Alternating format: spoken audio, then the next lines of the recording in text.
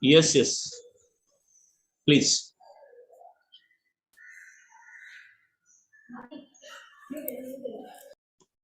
Sir, we are live now on YouTube. Yeah. Dr. Saxena has also joined. Sir, I'm welcoming you. Very good morning, sir. Saxena, sir.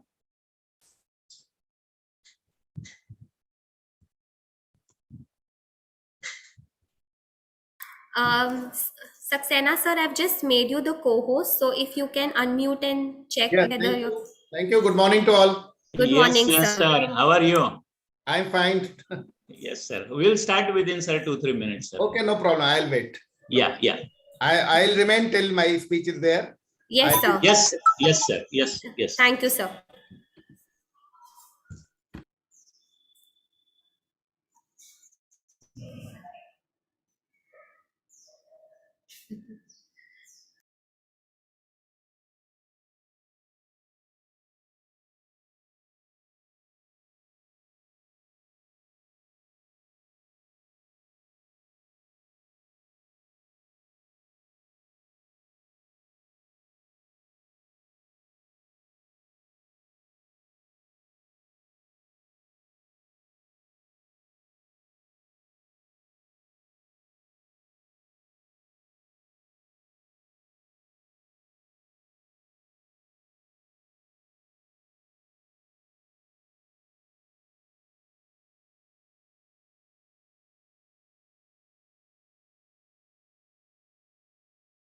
There's no music.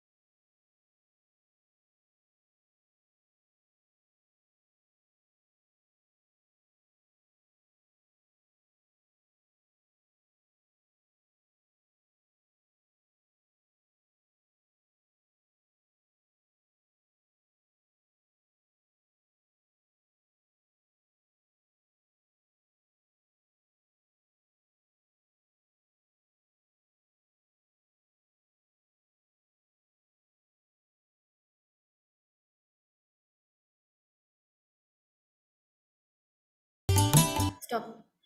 Very good morning, Gargi ma'am. I am making you the co-host.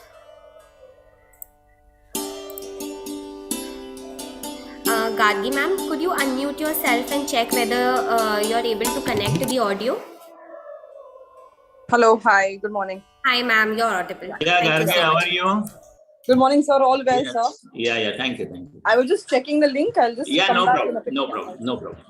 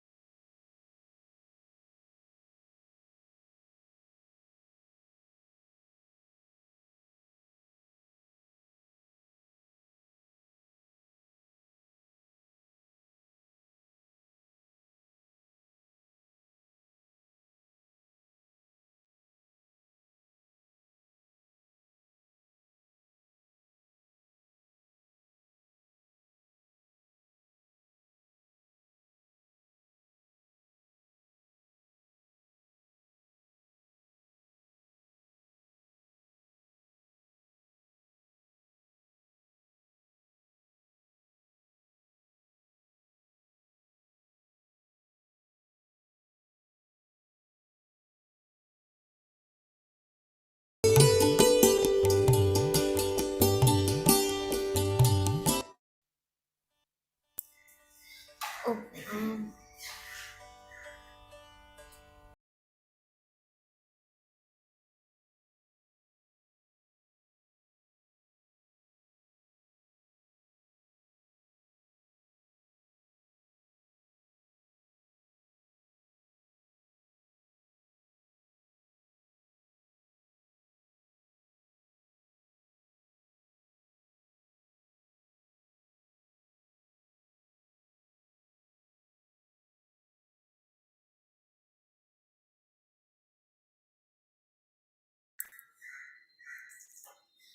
very good morning, all dear participants. We'll be starting shortly.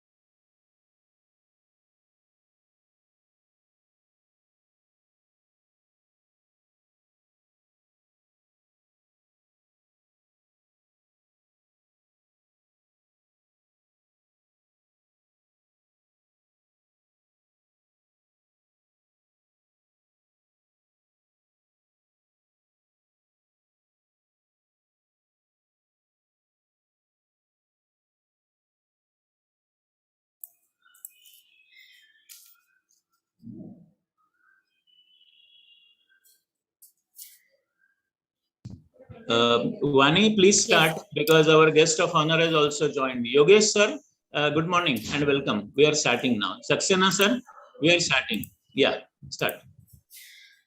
Very good morning, Yogesh sir. I have just made you the co-host, so you can unmute yourself. Okay. Yes, okay. Thank you very much. Thank you, so Dr. much, sir. Karve, for inviting me. Thank you very much. Okay. Thank you so much, Yes, sir. sir. Thank you, sir. Sorry, I'll just, yeah. Okay. Yogesh sir, just a request. Could you unmute yourself for now? I'm unmuted myself. Right now, you're showing as your yeah. You have to mute yourself. Sorry, sir. Oh, you have to. Yeah. Thank you. Okay, everyone. We'll be commencing with the conference. Good morning, everyone. I, Vanipriya Singh, on behalf of Lakshmi Chand Golwala College of Commerce and Economics, welcome you all for one-day multidisciplinary national conference on challenges and changing role of business and industry during new normal. Almost 2 years after the World Health Organization declared COVID-19 a pandemic, the world is coming to terms with disruption caused by the virus. From global lockdown to partial unlock, from big showrooms to online outlets, from corporate spaces to work from home space, from no time to all the time, and many more shifts that we have seen in these 2 years. This is the pandemic evolution that we all have been a part of. The world has unrolled itself and we are back in action. So here we are living in the new transformed globe, and hence we draw the theme of our conference, Challenges and Changing Role of Business and Industry During New Normal. I would take this opportunity to welcome our chief guest, Professor Karunesh Saxena, guest of honor, Mr. Yogesh Chaddha, our keynote speakers for the session, Mr. Chirag Vora, Professor Dr. Amarpreet Singh, Principal Dr. Ashish Dave, Ms. Gargi Kale, Desh Prabhu, Professor A. Chandra Mohan, and Dr. Dhananjay Bapat. Also, a warm welcome to our Principal Sir, Dr. Sunil Karve, my fellow teachers, research scholars, industrialists, and all other participants attending today's conference. I would like to extend my gratitude to an overwhelming response received from all the participants for the conference. As we all know, all good things start with the name of God. We would now commence the conference with Saraswati Vandana.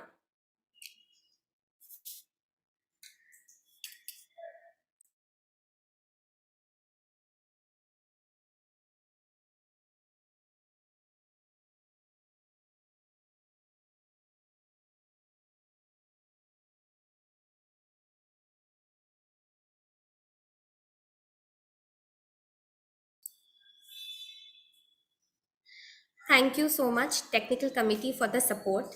Moving ahead, this conference is organized in association with Board of Studies of Banking and Finance and Investment Management of University of Mumbai. Dear participants, we would now be listening to University of Mumbai song and viewing some glimpses of a prestigious university.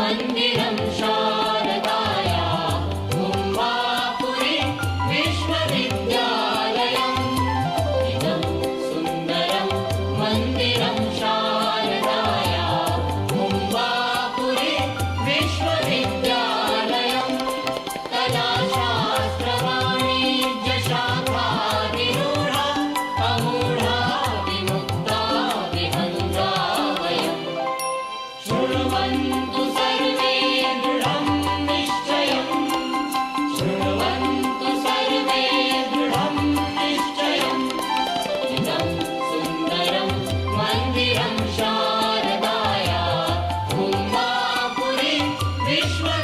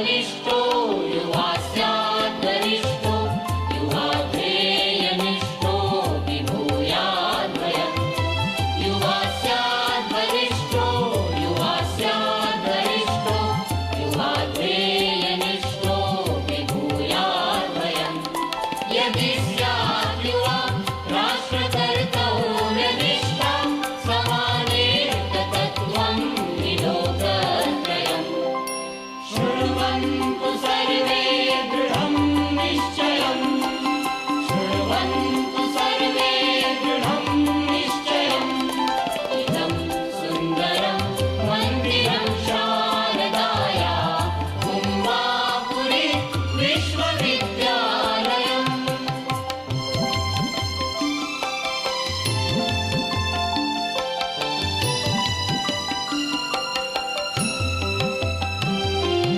वन्दामहे भारतं पूजनीयं स्वदेशात् परं नास्ति देवालयम् वन्दामहे भारतं पूजनीयं स्वदेशात् परं नास्ति देवालयम् अत्रैव सर्वे प्रतिष्ठापयामो ममत्वेन सार्धं समत्वं वयम् शृण्वन्तु सर्वे दृढं निश्चयम् शृण्वन्तु सर्वे दृढं निश्चयम् इदं सुन्दरं मन्दिरं शारदाया कुम्भापुरी विश्वविद्यालयम् कलाशास्त्रवाणिज्यशाखादिरूढा अमूढा विमुक्ता विहङ्गा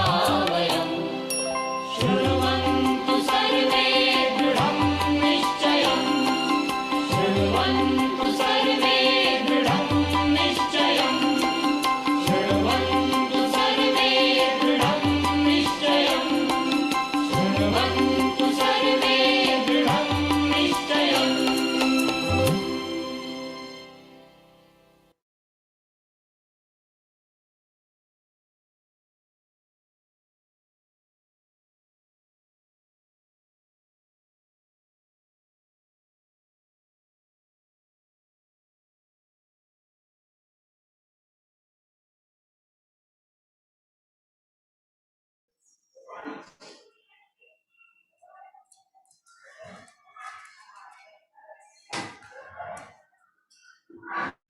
A conference is a celebration of knowledge. An idle orator and devoted educationist who has mesmerized scholars and people of varied caliber with his intellect and charm across industry are Principal Dr. Sunil Karve.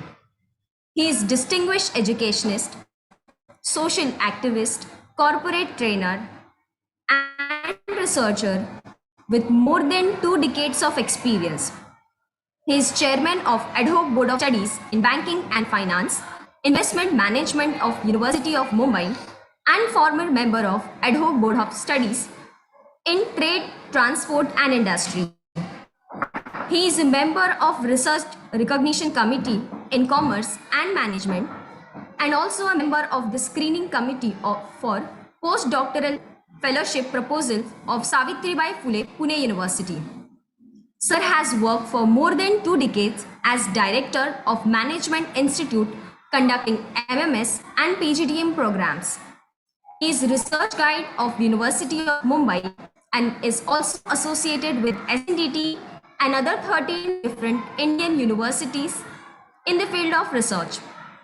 He has successfully guided many MPhil and PhD scholars and worked as an external examiner of Viva Voce in Pune University, Bharati Vidyapit, YCMOU, etc. He has published more than 58 research papers and edited 6 books on various aspects of management. He is a recipient of many awards. He has served as VC nominee on various committees of University of Mumbai. He is a member of editorial board of several magazines and journals. Dr. Sunil Karve is founder and editor of formerly UGC publication. Contributing to the development of society and humanitarian causes, he works for Adivasi children, senior citizens, and transgender. I am blessed to welcome you, sir, and request you to give the opening remarks to the conference.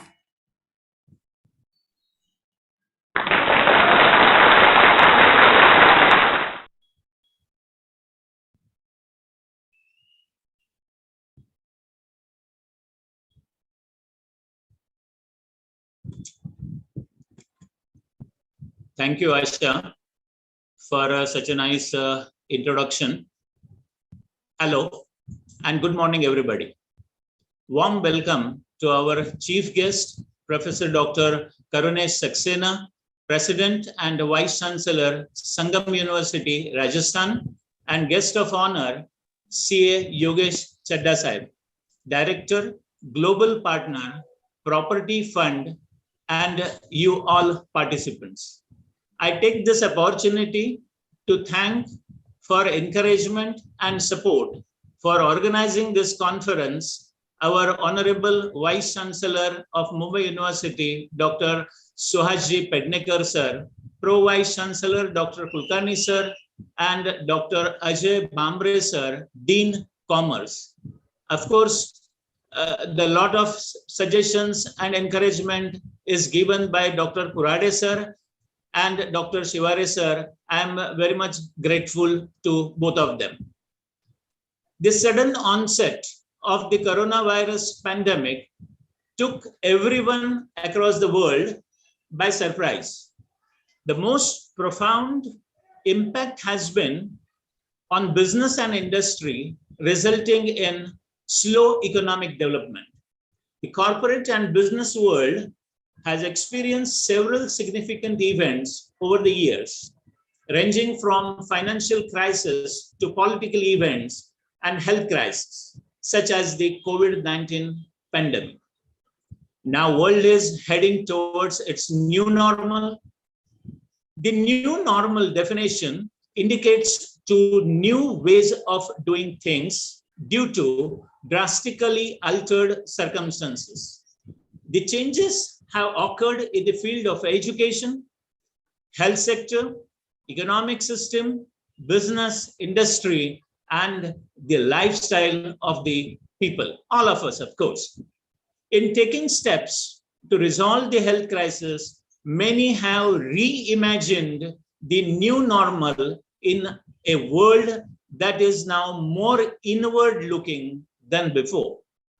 It is evident that the world is changing swiftly as uncertainties surrounding trade, economic growth, regulations, and geopolitics looms. At the same time, the fourth industrial revolution, 4IR, also known as Industry 4.0, can open opportunities for growth even during economic downturns through greater productivity and efficiency. Some of our speakers will also discuss about Industry 4.0, which is a current hot topic. Changes are at utter need for continuous growth and development of the economy. Indian economy is striving to catch its revival journey, to catch the track of setback, to come back through prioritizing economic expansion and sustained growth.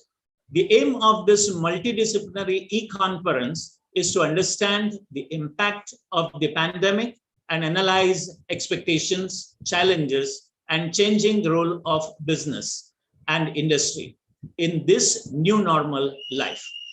We have invited today academic and industry experts, stalwarts, to enlighten us on this topic. I'm sure we will experience knowledge fest today.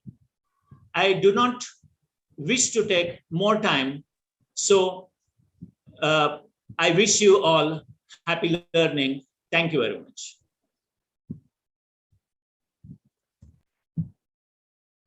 Thank you, Dr. Sunil Karve, for elucidating and enlightening your thoughts about the conference.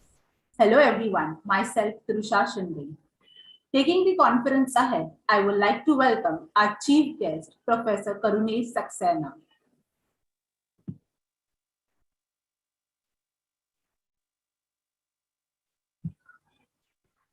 He is presently Vice Chancellor of Sangam University, Rajasthan.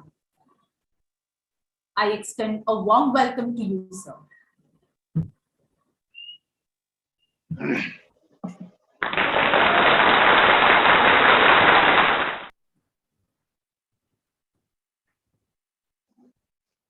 Thank you. Am I audible? Yes, sir. For further introducing him, Professor Saxena, he has more than 35 years of experience working with corporates and academic industry.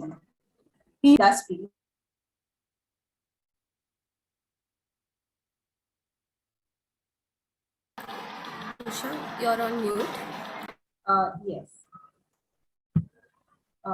Extremely sorry for the inconvenience. He has served to education industry with various capacities, working with Dr. H.S. Gaul University, Sagar, Vikram University, Ujjain, Jammu University, IGNOU. He has created nearly more than 200 educational films for UGC. For credits, that is 40 modules of mock program on business statistics developed by him is successfully running on SWAYAM platform. He is an expert resource person for CALL, CEMEC, NAC, UGC, ACIT, etc. He has so far guided 43 research scholars for their PhD work. Currently, 8 more scholars are pursuing their research work under his supervision.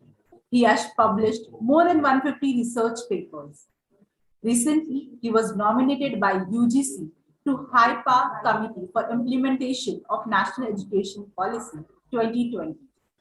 So, once again, heartily welcome to you. I request you to proceed with the inaugural speech. Thank you. Very good morning to all of you. The organizer of this conference, Principal Dr. Sunil Karve sir, the guest of honor, CA Yogesh Chadha sir, all the respected keynote speakers of the conference, dear participants, faculty members of the college. Good morning from Udaipur, Rajasthan.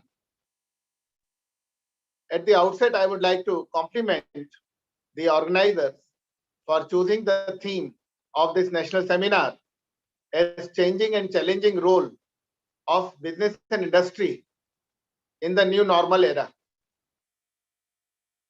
If we look upon the terms used here, change is inevitable.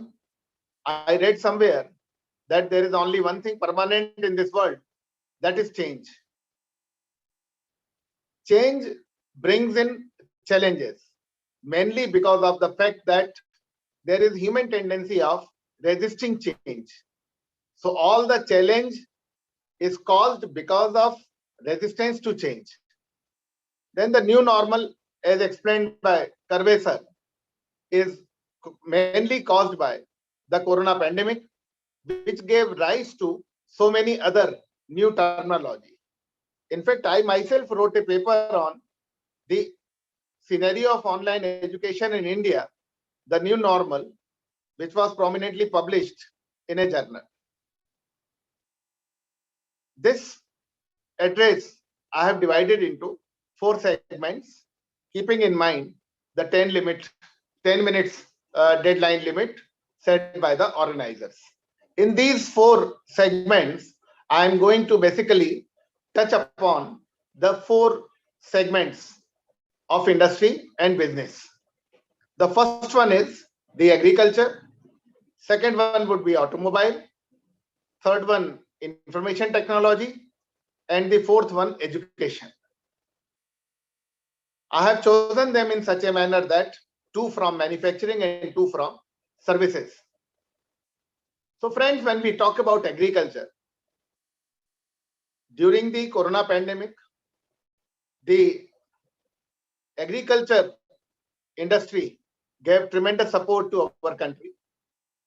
Unlike other Western countries or foreign countries, in our country, there was no dearth of agriculture produce. Our farmers were performing their activities with full zeal. They got very good logistic support also from the government. Since I come from Rajasthan, let me tell you that the Bhilwara model of managing corona pandemic became most popular all over the country. In fact, the Prime Minister office also took cognizance of it and has given instructions to replicate it in other parts of the country also. And the basic thrust of Bhilwara model was that the citizens should not face any kind of difficulties in terms of the agricultural products, vegetables, fruits, etc. There was no shortage of labor also, because in case of agriculture industry, the migration was not there, and so the shortage of labor did not occur. Rather, the laborers who migrated from the metro cities and then they came back to their villages, so they also added to the labor force available in the agriculture field.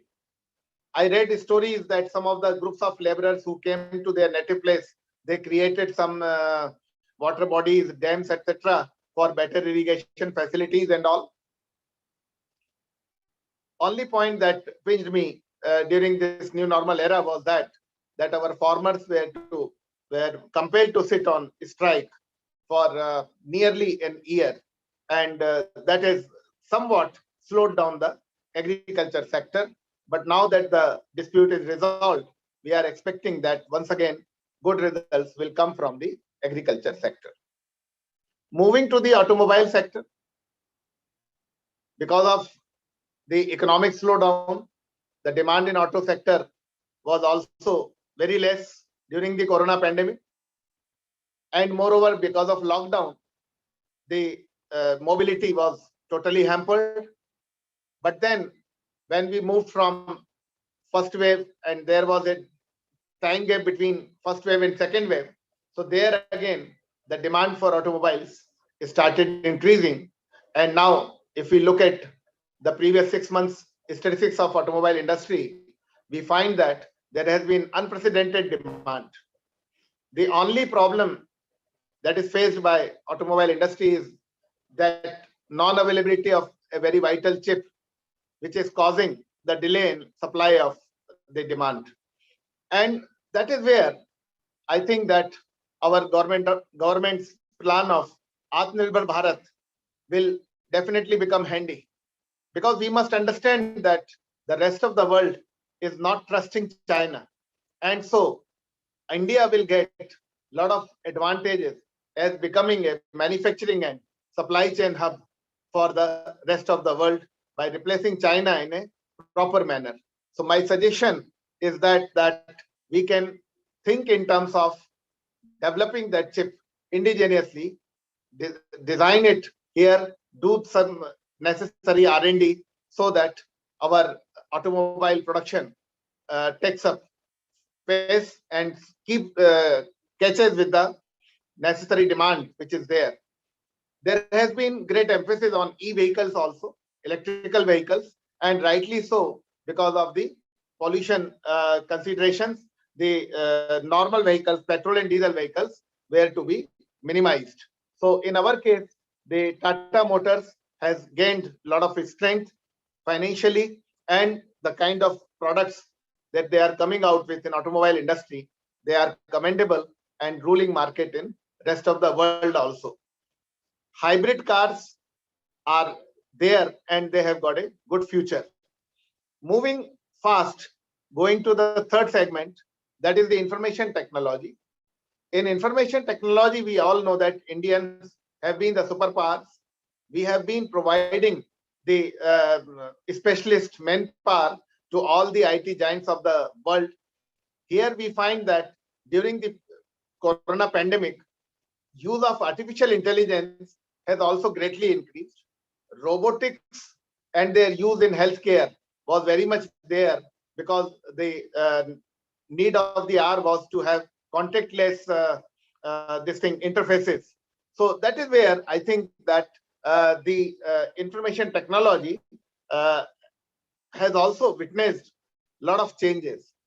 And similarly, we also find that there are the IT, particularly for this mobile service, telecom service providers, Jio has been doing a commendable job because of the fact that the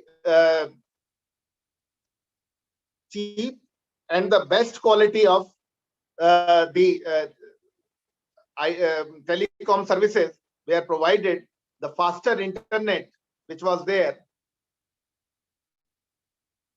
Am I audible? Yes, sir, clearly. Okay, thank you.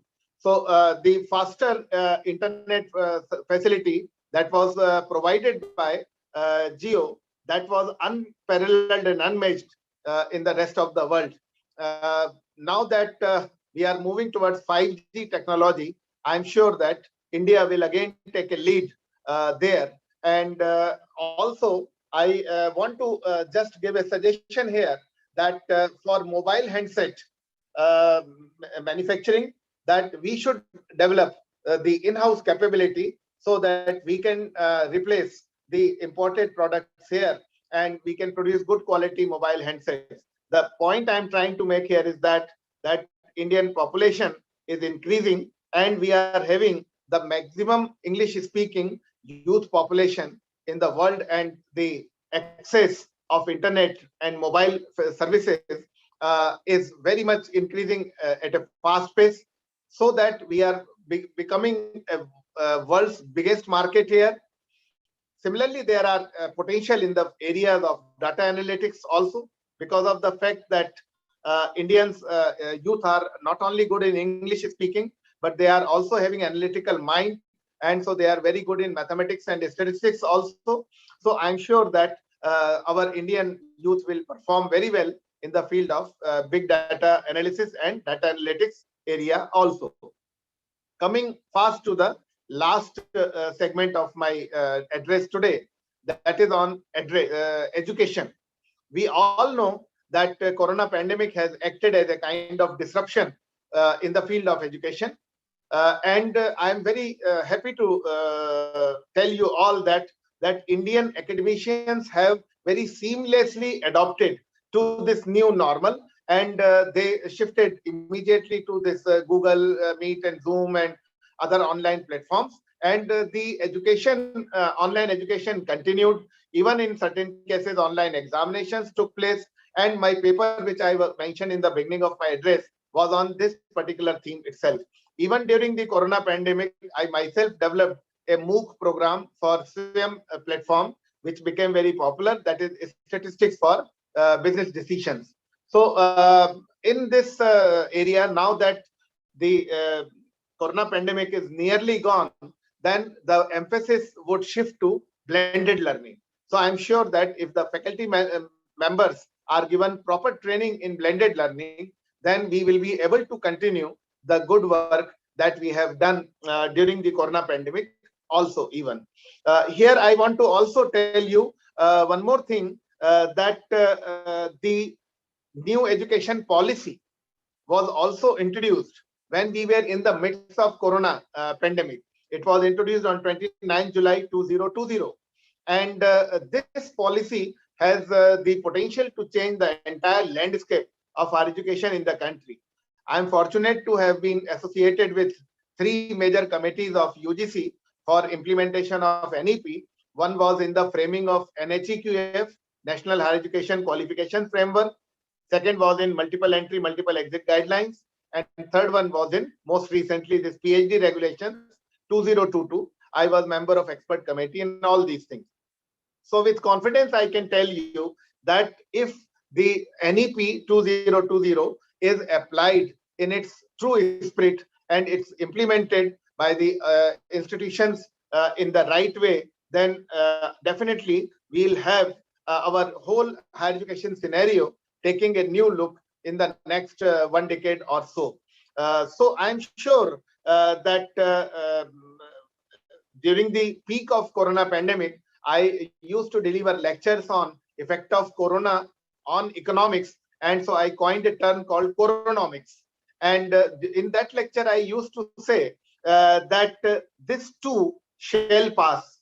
That means that the corona period, all the devastation caused by it will pass, and I'm sure that now that we have seen the last of corona pandemic, and but the new normal is there, which is not that this normal is not what it was before corona pandemic, and so we have to learn to live with this new normal.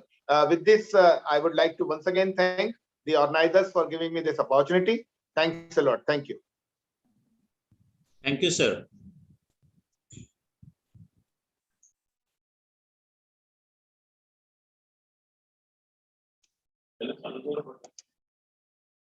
Thank you, Professor Karunesh Saxena, for your inaugural speech. We are honored to invite you as chief guest of our conference. Hello, should I join? Hello, everyone. Myself, Priyanka Maurya. Taking the conference ahead, I welcome our guest of honor, CA Yogesh Chadha.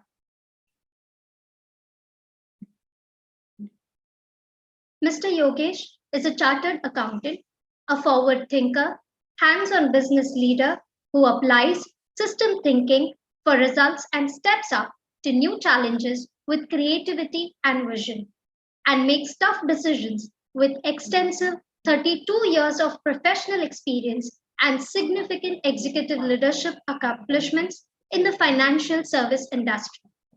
He has successfully led teams through existing and new business startups, turnaround, and global strategic alliances. He has obtained valuable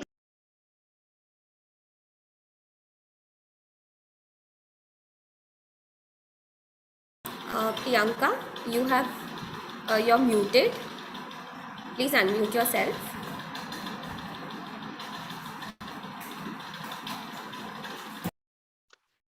He has obtained valuable experience working with companies like Riyadh Investment Company, HSBC, JP Morgan Chase, DCB Bank, corporate governance, etc.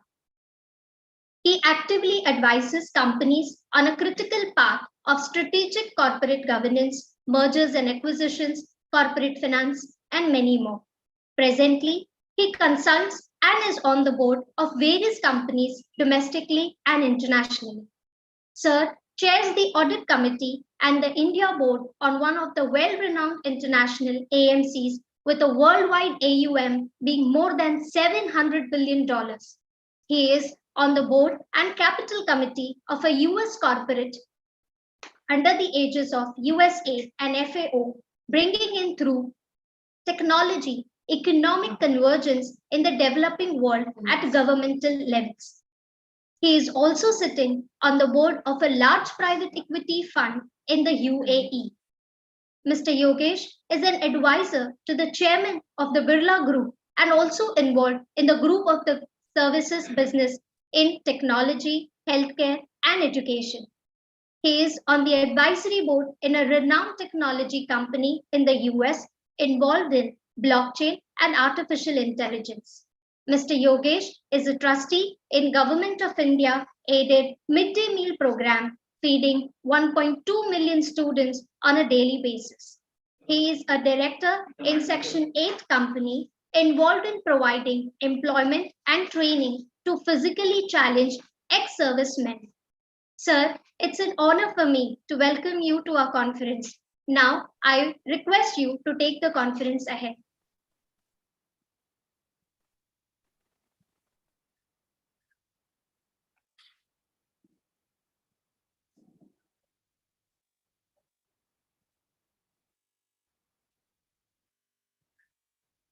Thank you very much. Can you all hear me?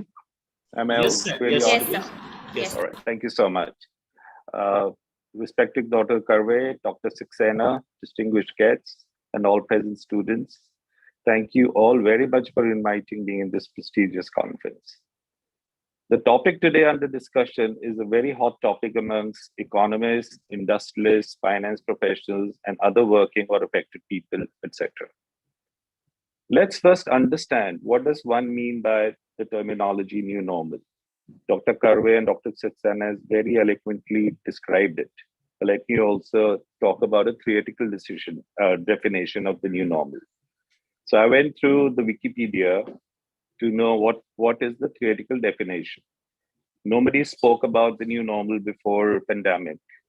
So it stated, a new normal is a state, very simply, to which an economy, society, etc., settles following a crisis when this differs from a situation that prevailed prior to the start of the crisis and now. So it's a very simple, what happened, what was the situation before and what is the situation now. It's so simply put.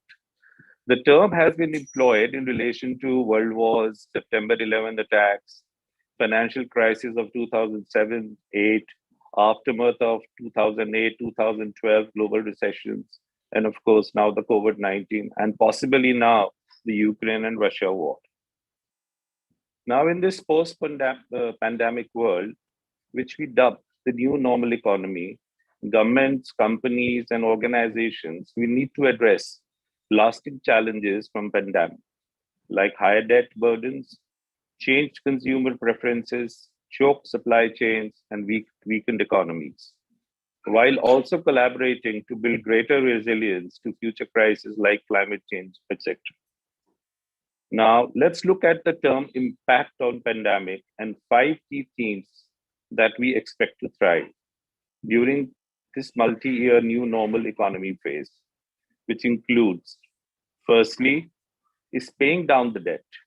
As you all know, pandemic creates a lot of unbudgeted expenditure and had a major burden on the exchequer.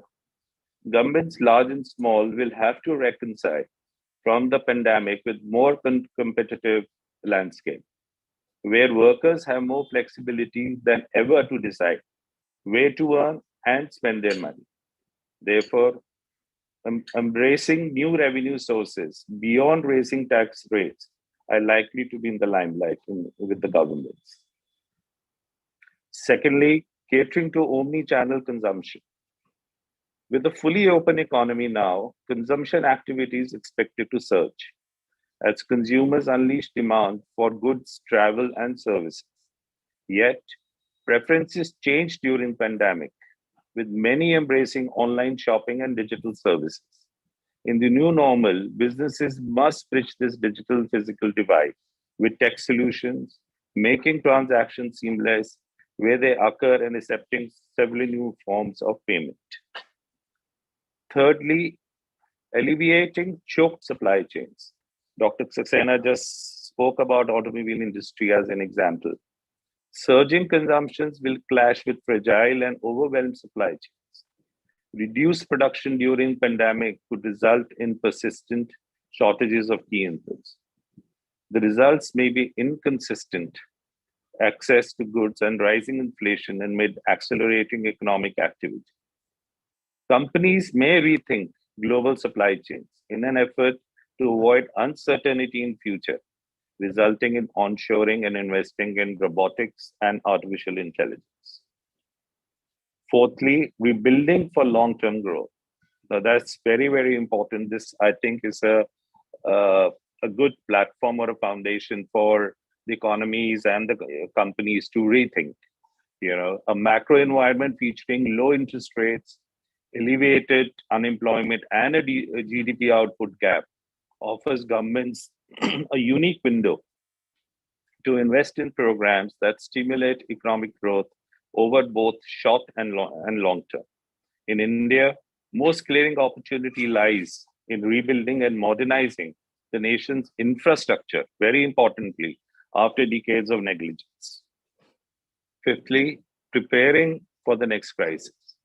Now, these are the lessons learned from this pandemic, will likely to reshape international responses to global crisis for years to come. While future pandemic preparedness is likely to top in mind, I believe the next impending challenge for the international community is that buzzword, which has been going since long, climate change, which will require accelerated and coordinated efforts to rapidly adapt and adopt clean tech and renewable energy. Considering above, to be sure, India will have to become an important part of the global value chain, which is critical for exports by making itself the most dynamic region in the world. This will also affect investments, as multinational corporations will now want to invest in countries that are more competitive. Global value chain requires seamless movement of goods, which will be possible with right tariff barriers. There is an ample evidence to show that international trade makes economy competitive, and it is difficult to grow at a higher rate. Sustainability without higher exports. Dr. Saxena also mentioned very strongly on the tech part, which I also believe technology will be a strong enabler for whatever we do in the new world, be it on an operating table, on a sports field, education, manufacturing, service, industry, etc. What would it mean for a country like India? Obviously, it is expected that quality of goods and services will become more efficient, giving faster outputs. What are the negatives? India predominantly, as you all know, is a labor-intensive economy. And any change in approach to technology will definitely bring in efficiency in costs, but may also generate unemployment. So what's the solution? I believe, as the government also says, the entrepreneurship should be encouraged in India by opening micro to MSME business, which will generate employment opportunities in all sectors, while boosting economic growth along with demand for intermediate and final goods and services. So I think I was given a time limit. I have tried to cover some salient points to give a flavor essentially. I've essentially tried to take forward what was nicely put in by Dr. Karve and Dr. Saxena. So this vast topic can be discussed for hours together, I believe. But it has been an honor to speak among distinguished personalities as I read the profiles from the conference agenda. Many thanks. Thank you very much. Sir, thank you for sparing time. It's my honor, sir. Thank you very much.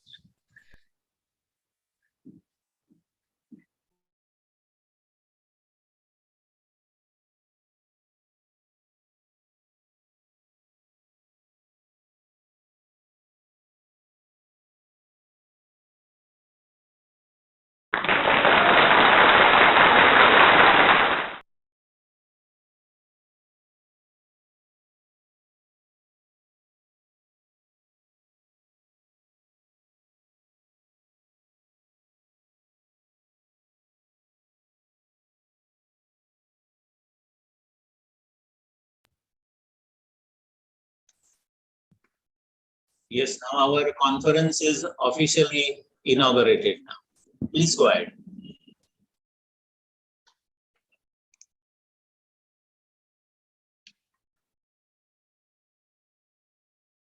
Yes, sir.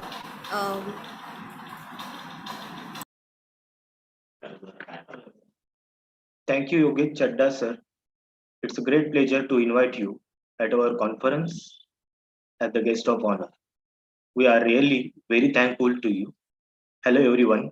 Myself, Raju Ambore, taking the conference on the next note. I welcome our keynote speaker, Mr. Chirag Ora, presently associated as Principal Officer with Skyfire Insurance Broking LLP. A warm welcome to you, sir.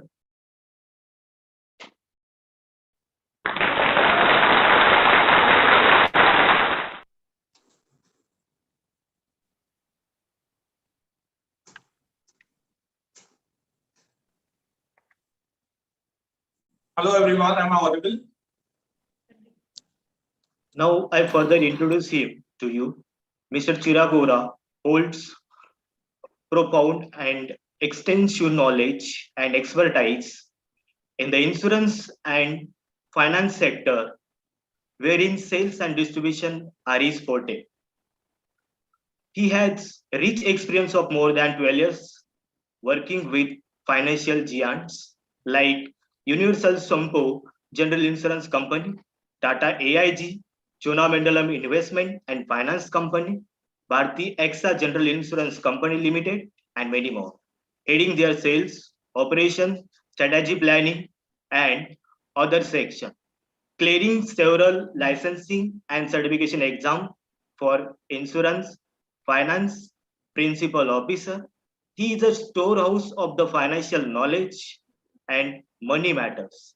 Once again, I heartily welcome you, sir, and request to you take the conference ahead. Hello, everyone. Myself, Chirag sir, Chirag. welcome. Yeah. You are audible, Chirag sir. Welcome. Yeah. So thank you, Dr. Kalve, for giving me this opportunity to speak in and enlighten everyone. So insurance has been a very key important aspect post-COVID era. I guess there were three necessities of life earlier, which were food, clothing, and shelter. But now insurance is the fourth one. If you do not have insurance placed with you, if you do not have insurance, all the three necessities can go for a toss. I would recommend each and everyone to have their insurance done on the right time, because insurance is the new normal. So getting your insurance and financial policies are mandatory now. So I've been into this sector for last 15 years and I've seen a growth of more than 7% year-on-year basis. Insurance industry contributes around 9 lakh crore premium of the total volume. That accounts up to 7% of the GDP, including insurance and banking. Insurance has been a very, very key part. Now the entire process has gone digitalized. So many big players have evolved in the industry, and insurance can be bought within fractions of seconds. You can end up buying a policy within 45 seconds. That will safeguard you from any sorts of mishaps, any sorts of financial disruptions, any sorts of future unwanted stuff that can finish off all your savings. I would just like to brief you and give you some small analysis. An average person, an average Indian person, saves around 10 to 12% of their gross earnings. And that 12% of gross earnings, which is accumulated after years and years of hard work, gets wiped off immediately with one small incident. A small accident or a small mishap or a small ailment can ruin your entire savings of years and years. So I believe that having the insurance done is the key aspect to safeguard your future. Also, this industry has developed a lot. There are more than 58 insurance companies which are running in India, which are 34 general, 24 life, which contribute a lot of premium, which contribute to a lot of financial growth in our country. So insurance has been a very, very key aspect. Also, with the support of IRDAI, that is Insurance Regulatory and Development Authority of India, there are more than 700 brokers onboarded. There are several banks, there are several financial institutions, there are several dealers, there are several POSPs which are placing the right insurance policies and reaching out to common man. So IRDAI also wants that people in Tier 2 and Tier 3 cities to get the insurance done timely so that it can save them from any sort of future mishappenings. Also, there are many tech companies who have evolved into this sector, wherein they have helped to get the claims acquired within 30 minutes at the time of inception. So if you are having any sort of claims which were being delayed, can now be resolved within 30 minutes. That's how the industry has evolved. Earlier, there were times wherein you had to fill in proposal form. It used to take 7 to 10 working days to get an insurance done for you, which can now be done within 45 seconds to 1 minute with the help of technology. So yeah, insurance has been a very, very key aspect of our growing nation. Also, government has given a lot of funding for this sector to grow. And by 2025, we expect that the total contribution of insurance should be more than $25 billion for Indian economy. So it is a growing sector and it shall grow vastly. I would also suggest each and every individual to have at least 2 policies done for them. One is an health insurance policy of minimum 5 lakh base cover. Apart from that, they can have a top-up or a super top-up policy. What that will do is that will give them a larger cover of maybe 25 to 50 lakhs, which will safeguard their family at a very low price. So this is a very good combination that the companies have come up with. You can buy a base policy and you can keep an add-on policy that is known as super top. Apart from that, one policy that I would recommend each and every individual, irrespective of their age, to buy is term insurance. That is mandatory. That will help you to save your family and cover all the financial risk in case of death. Also, I have seen that many youngsters who are between the age of 18 to 28 are driving their four-wheelers, are driving their two-wheelers without insurance policy, which is very, very, very wrong. I would recommend that you are not only playing with your life, you are playing with the life of others as well. So please take out liabilities policies that are third-party policies and safeguard yourself. Apart from that, we have seen many big corporate giants who are unaware about insurance have also started acquiring liability insurances for their companies like CGL, like product liability, commercial general liability, public liability, and also are taking policies like group mediclaims and group term insurances to safeguard the interests of their employees. During this COVID era, we have seen that health insurance has been a very, very key and important aspect in saving many of our lives. People, those who had health insurances, were able to get the utmost best treatment, and because of which they were able to come out of this COVID on an easier note. So it's a humble request to each and every individual to safeguard their interest, not only for themselves, but also for their families and secure themselves. Also, I am a founder of an insurance broking firm, which is a pan-India based firm. So wherein we are giving opportunities to many young people, to many underwriters, to many marketing employees, to many operations staff who can join us. So I would be obliged to hire them. If anyone who wants to work into this sector as a freelancer agent or as an employee or as a third-party administrator, I would be more than happy to help them and welcome them on board. You can just take down my email ID as well, which is po@skyfireinsurance.in, po@skyfireinsurance.in. Anyone who wants to pursue their career into insurance sector can freely write into me. I would be more than happy to help them to get placed in my organization or at the right place. And I would like to thank Dr. Karve for giving me this opportunity to be a guest speaker. It was an honor, and I had been given that stipulated time limit. So yeah, thank you so much for your time, everyone. Thank you. Thank you. Thank you. Sir, thank you. Thank you, sir.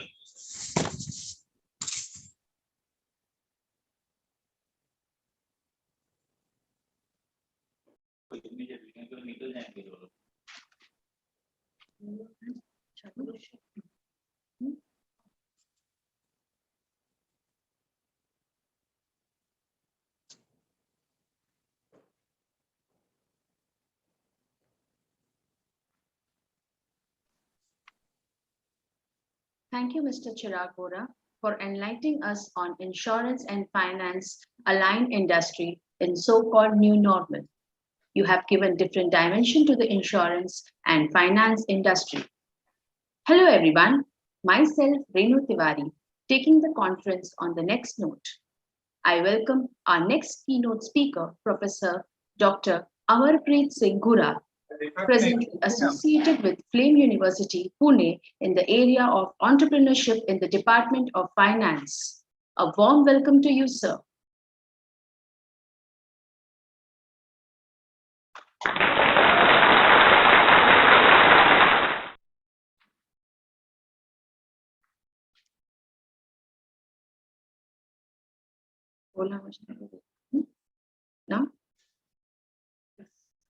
Now I further introduce him to you. Professor Dr. Amarpreet Singh Gura is a commerce graduate who has done his executive postgraduate diploma in human resource management from TISS. He completed his PhD in management and was associated with the Indian Institute of Management, Calcutta, as a postdoctoral research fellow. He has over 10 years of experience in the education industry and was associated with the institution such as IIM Calcutta and Ahmedabad, Entrepreneurship Development Institute of India, Ahmedabad, etc. in various capacities. He is currently associated with UNICEF's Technology Private Limited as advisor. Dr. Gura participated in Global Faculty Development Program conducted by Wharton School of the University of Pennsylvania. He has written over 16 teaching cases which have been published in IIM Ahmedabad Case Center, IIM Bengaluru, and Harvard Business Publishing. Dr. Gura is also recipient of several significant awards like Emerald Literati Award, Flame Pedagogical Innovation Case Award, Philip Thomas Memorial Case Award, etc. I once again welcome you, sir, and request you to proceed ahead. Thank you for the invite. So the topic, what was being suggested was talking about the new normal. We all have seen COVID, and now we are looking out the ways forward. So the topic what I'm going to talk about is related to corporate entrepreneurship as a mechanism for the organizations, which could actually be a win-win situation for all the parties and the stakeholders involved. So this is not specifically only to address the need for new normal or post-COVID behavior, but this is one of the topics we've been looking at extensively during my postdoctoral days at IIM Calcutta. So last 5 years have been spent from my side, rigorously doing a good amount of work. So that's what I'll be sharing as my insights as to how could corporate entrepreneurship be a new normal in the post-COVID era.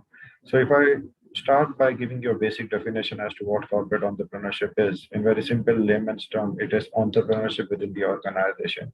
So how could I, create mechanisms wherein my employees could actually act like a entrepreneur within an organization? So as a head of an organization, can I create mechanisms wherein the front end executive of the organization, in the shortest time available, could actually, share their ideas to the board of the organization? So that's what we're talking about.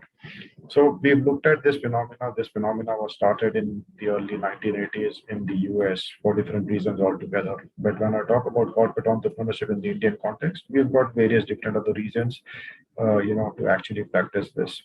So that's the way forward as per me, because if you look at all the organizations today, and if you happen to see the promoters of the family businesses, or let us say, if you have to look at the CEOs of the organization, they all are looking at one thing, which is how do you open up the new sources of revenues? How do you have continuous innovations? So corporate entrepreneurship is the most logical answer according to me. So there are some of, let us say, 5 to 6 points which I need to talk about, that how could corporate entrepreneurship help, organizations find the way forward in the new normal. The very first thing what comes to my mind is why organizations should do this is for a simple reason of profits. And that's the sole profit of any business venture who gets into, into the industry now. So if you look at the entire literature of corporate entrepreneurship, it basically talks about, organizations have been doing, corporate entrepreneurship for different reasons. It starts with profitability.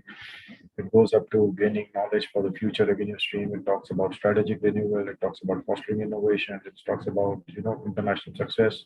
We've also got examples of organizations who have actually looked at, growth of their firms, regardless of their size. So that's where, corporate entrepreneurship could actually help organizations move forward. Second phenomena, which I need to put across, why corporate entrepreneurship could be the way forward in the post-COVID era, is something related to employee engagement. Now, if you look at it, employee engagement basically is an HR term. And if you look at it, Khan was the first one to actually explain what corporate entrepreneurship is, or what employee engagement was. And he gave a very simple definition about employee engagement, saying it's all about utilizing of firm's employees' self to their work roles, and engaged employees while performing their work. They not only employ and express themselves physically, but they also, have to be cognitively and emotionally attached to the organization. So it's not about physically being in the organization. It's more about cognitively and emotionally being attached to the organization. Now, what has happened on the employee engagement front, if you look at the global era, you look at it for last 1 decade, the employee engagement rates have been stagnant across the world. Employee engagement rate for US is 32%. For a country like India, it's just 9%. Now, what do you mean by that? Mean by that is that out of 100 people going for work, 91 are not even aware as to why they're going to this particular organization or why they've taken up this, career for themselves. Now, if that is the kind of scenario we are going through, so we've proposed that corporate entrepreneurship could be the way forward, and it would actually help employees, increase and boost their employee engagement rates. The next phenomena, what we have looked at in the Indian scenario as to why corporate entrepreneurship needs to be looked at it.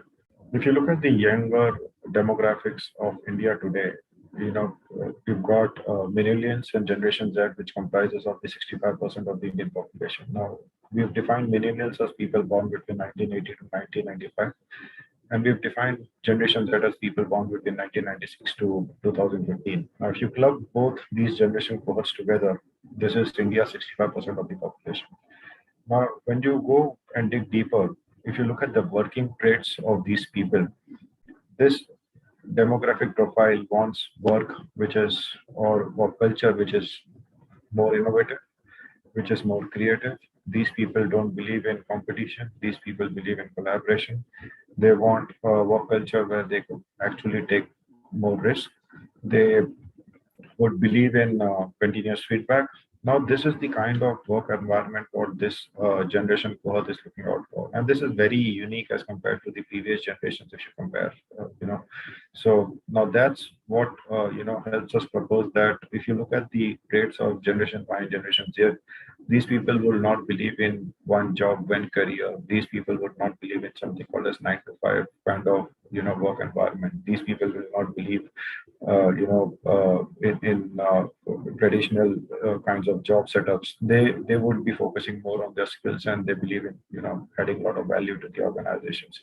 Now, this is exactly where we say that if you look at their traits are exactly similar to that what is of an entrepreneur.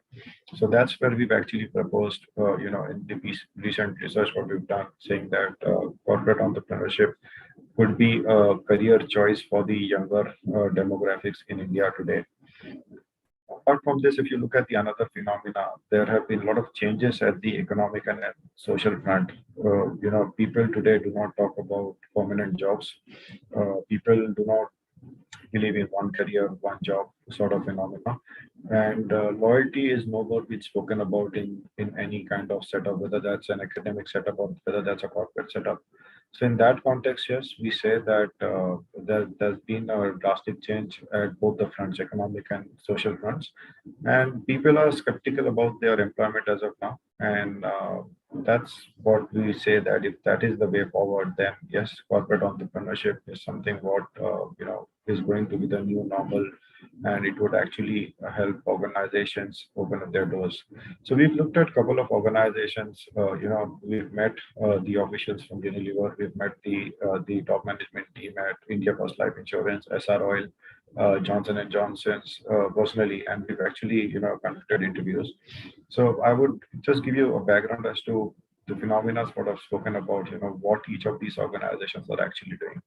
So when we met the officials there of Unilever, we realized that Unilever, has their mid-level leadership who's ranging from the age category of, let's say, 30, 35 years of age. These people have now been told that you continue to remain the employees of Unilever, but you would actually be posted on the startups where Unilever have actually invested money, so that you could actually go there, understand, learn the culture of innovation, come back to Unilever and actually implement those cultures there. When we looked at India First Life Insurance as an organization, we've already published a lot of material on that by interviewing them.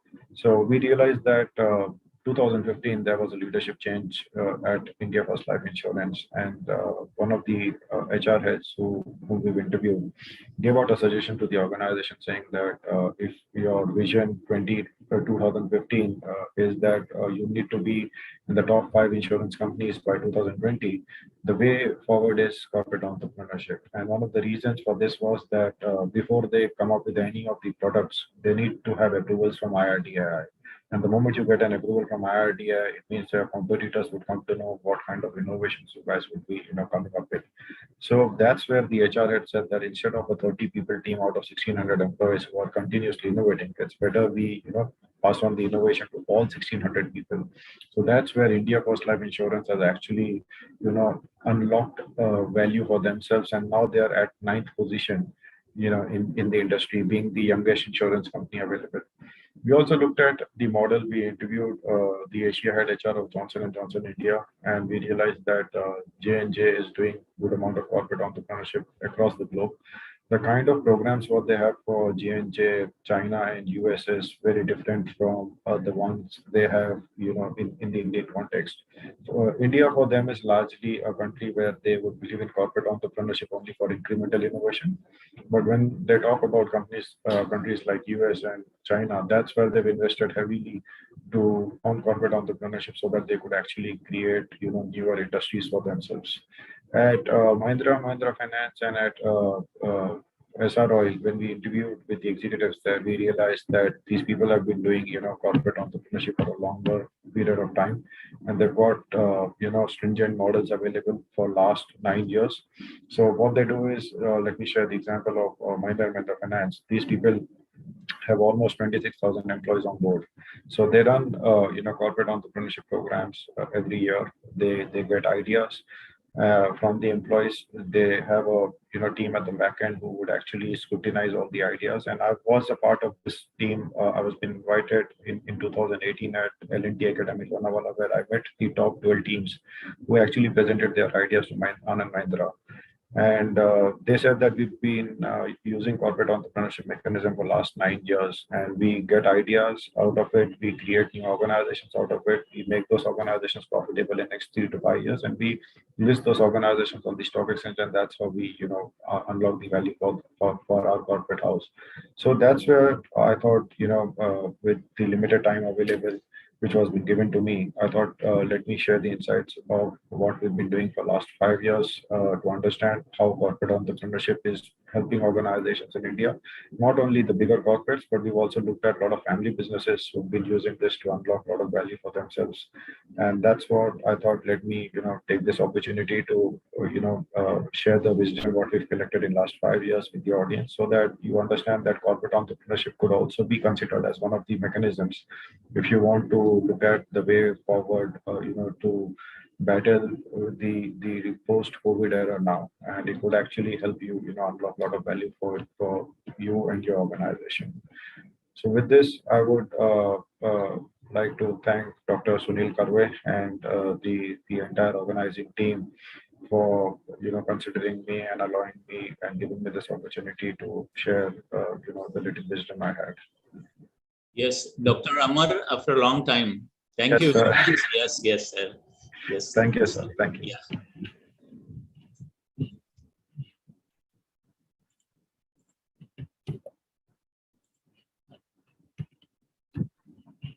Thank you, Professor Dr. Amarpreet Singh Gura sir, for sharing your thoughts on the entrepreneur world in new normal.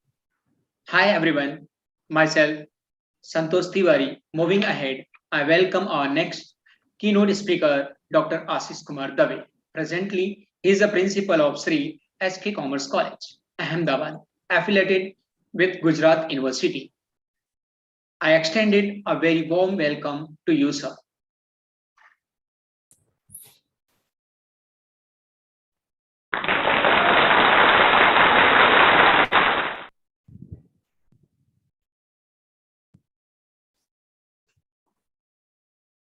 Now, further introducing him, Dr. Ashish Kumar Dave is a profound educationist and social activist. He has secured his PhD in marketing management. He has served in charge of PG Center of Mahila Arts and said CN Commerce College, Visnagar. He has also been principal of Sri B.K. Patel Arts and Srimati L.M. Patel Commerce College, Savli. He has been a state coordinator of Southern Bisa, an initiative of Higher Education Department, Government of Gujarat. He is recognized research guide in Faculty of Commerce and has successfully guided many students in completing their PhD and MPhil. Dr. Dave has published various research papers in international and national journals. He is associated with Gujarat State Board textbook. He has also extended his expertise to be consultant to government of Gujarat State, Gujarat Economics and Statistics Department, Gandhinagar. He is associated with Gujarat State textbook. He is also he has also been awarded with Fellow of Indian Commerce Association. Dr. Dave is AC member of Mehsana District Cricket Association, of chairman of Sri Asapuri Charitable Trust, Chuda. He is also member of School Board, Guru Ghasidas Central University, Bilaspur, and honorable director, BWT Institute of Business Administration, Ahmedabad. Sir, I feel honored to welcome you and request you to proceed ahead. Dave sir, welcome. Dave sir, namaskar, welcome. Namaskar, thank you, sir. Thank you. Tanmay Man Shiv Sankalp Mastu means the Lord Shiva, which is situated in our heart, fulfill our all desire and dreams, all the sankalps after new normals. All my co-speaker, my friends, and my guide, Principal Sunil Karveji, and our chief guest of honor. I would like to say something regarding our guest of honor, Yogesh Chadha ji, define the terms new normal very briefly. And we think we are entering in new normal, but the doorstep of new variant, Xi and Kappa, we hear the doorstepping of that two new variant of COVID-19. So it is not considered as a new normal. Also, the war of Russia and Ukraine created disturb the entire economical situation of universe world. So it is not considered as a new normal. My small suggestion to define this conference: challenges and changing role of business, industry, and consumer. Also, role of business, industries, and consumer. Role of industries, without the changes, the role of consumer, industries cannot establish the new normal. If the organizing committee permit me, I would like to share my view in Hindi, our national language, because my topic is Swavalambi Bharat. So I would like to use our Swavalambi language, Hindi, if the organizing committee permits. Sir, please go ahead, sir. Permission की कोई भी जरूरत नहीं. Thank you, sir. Thank you, sir. I would like to share some my small PPT to support my idea and my thought.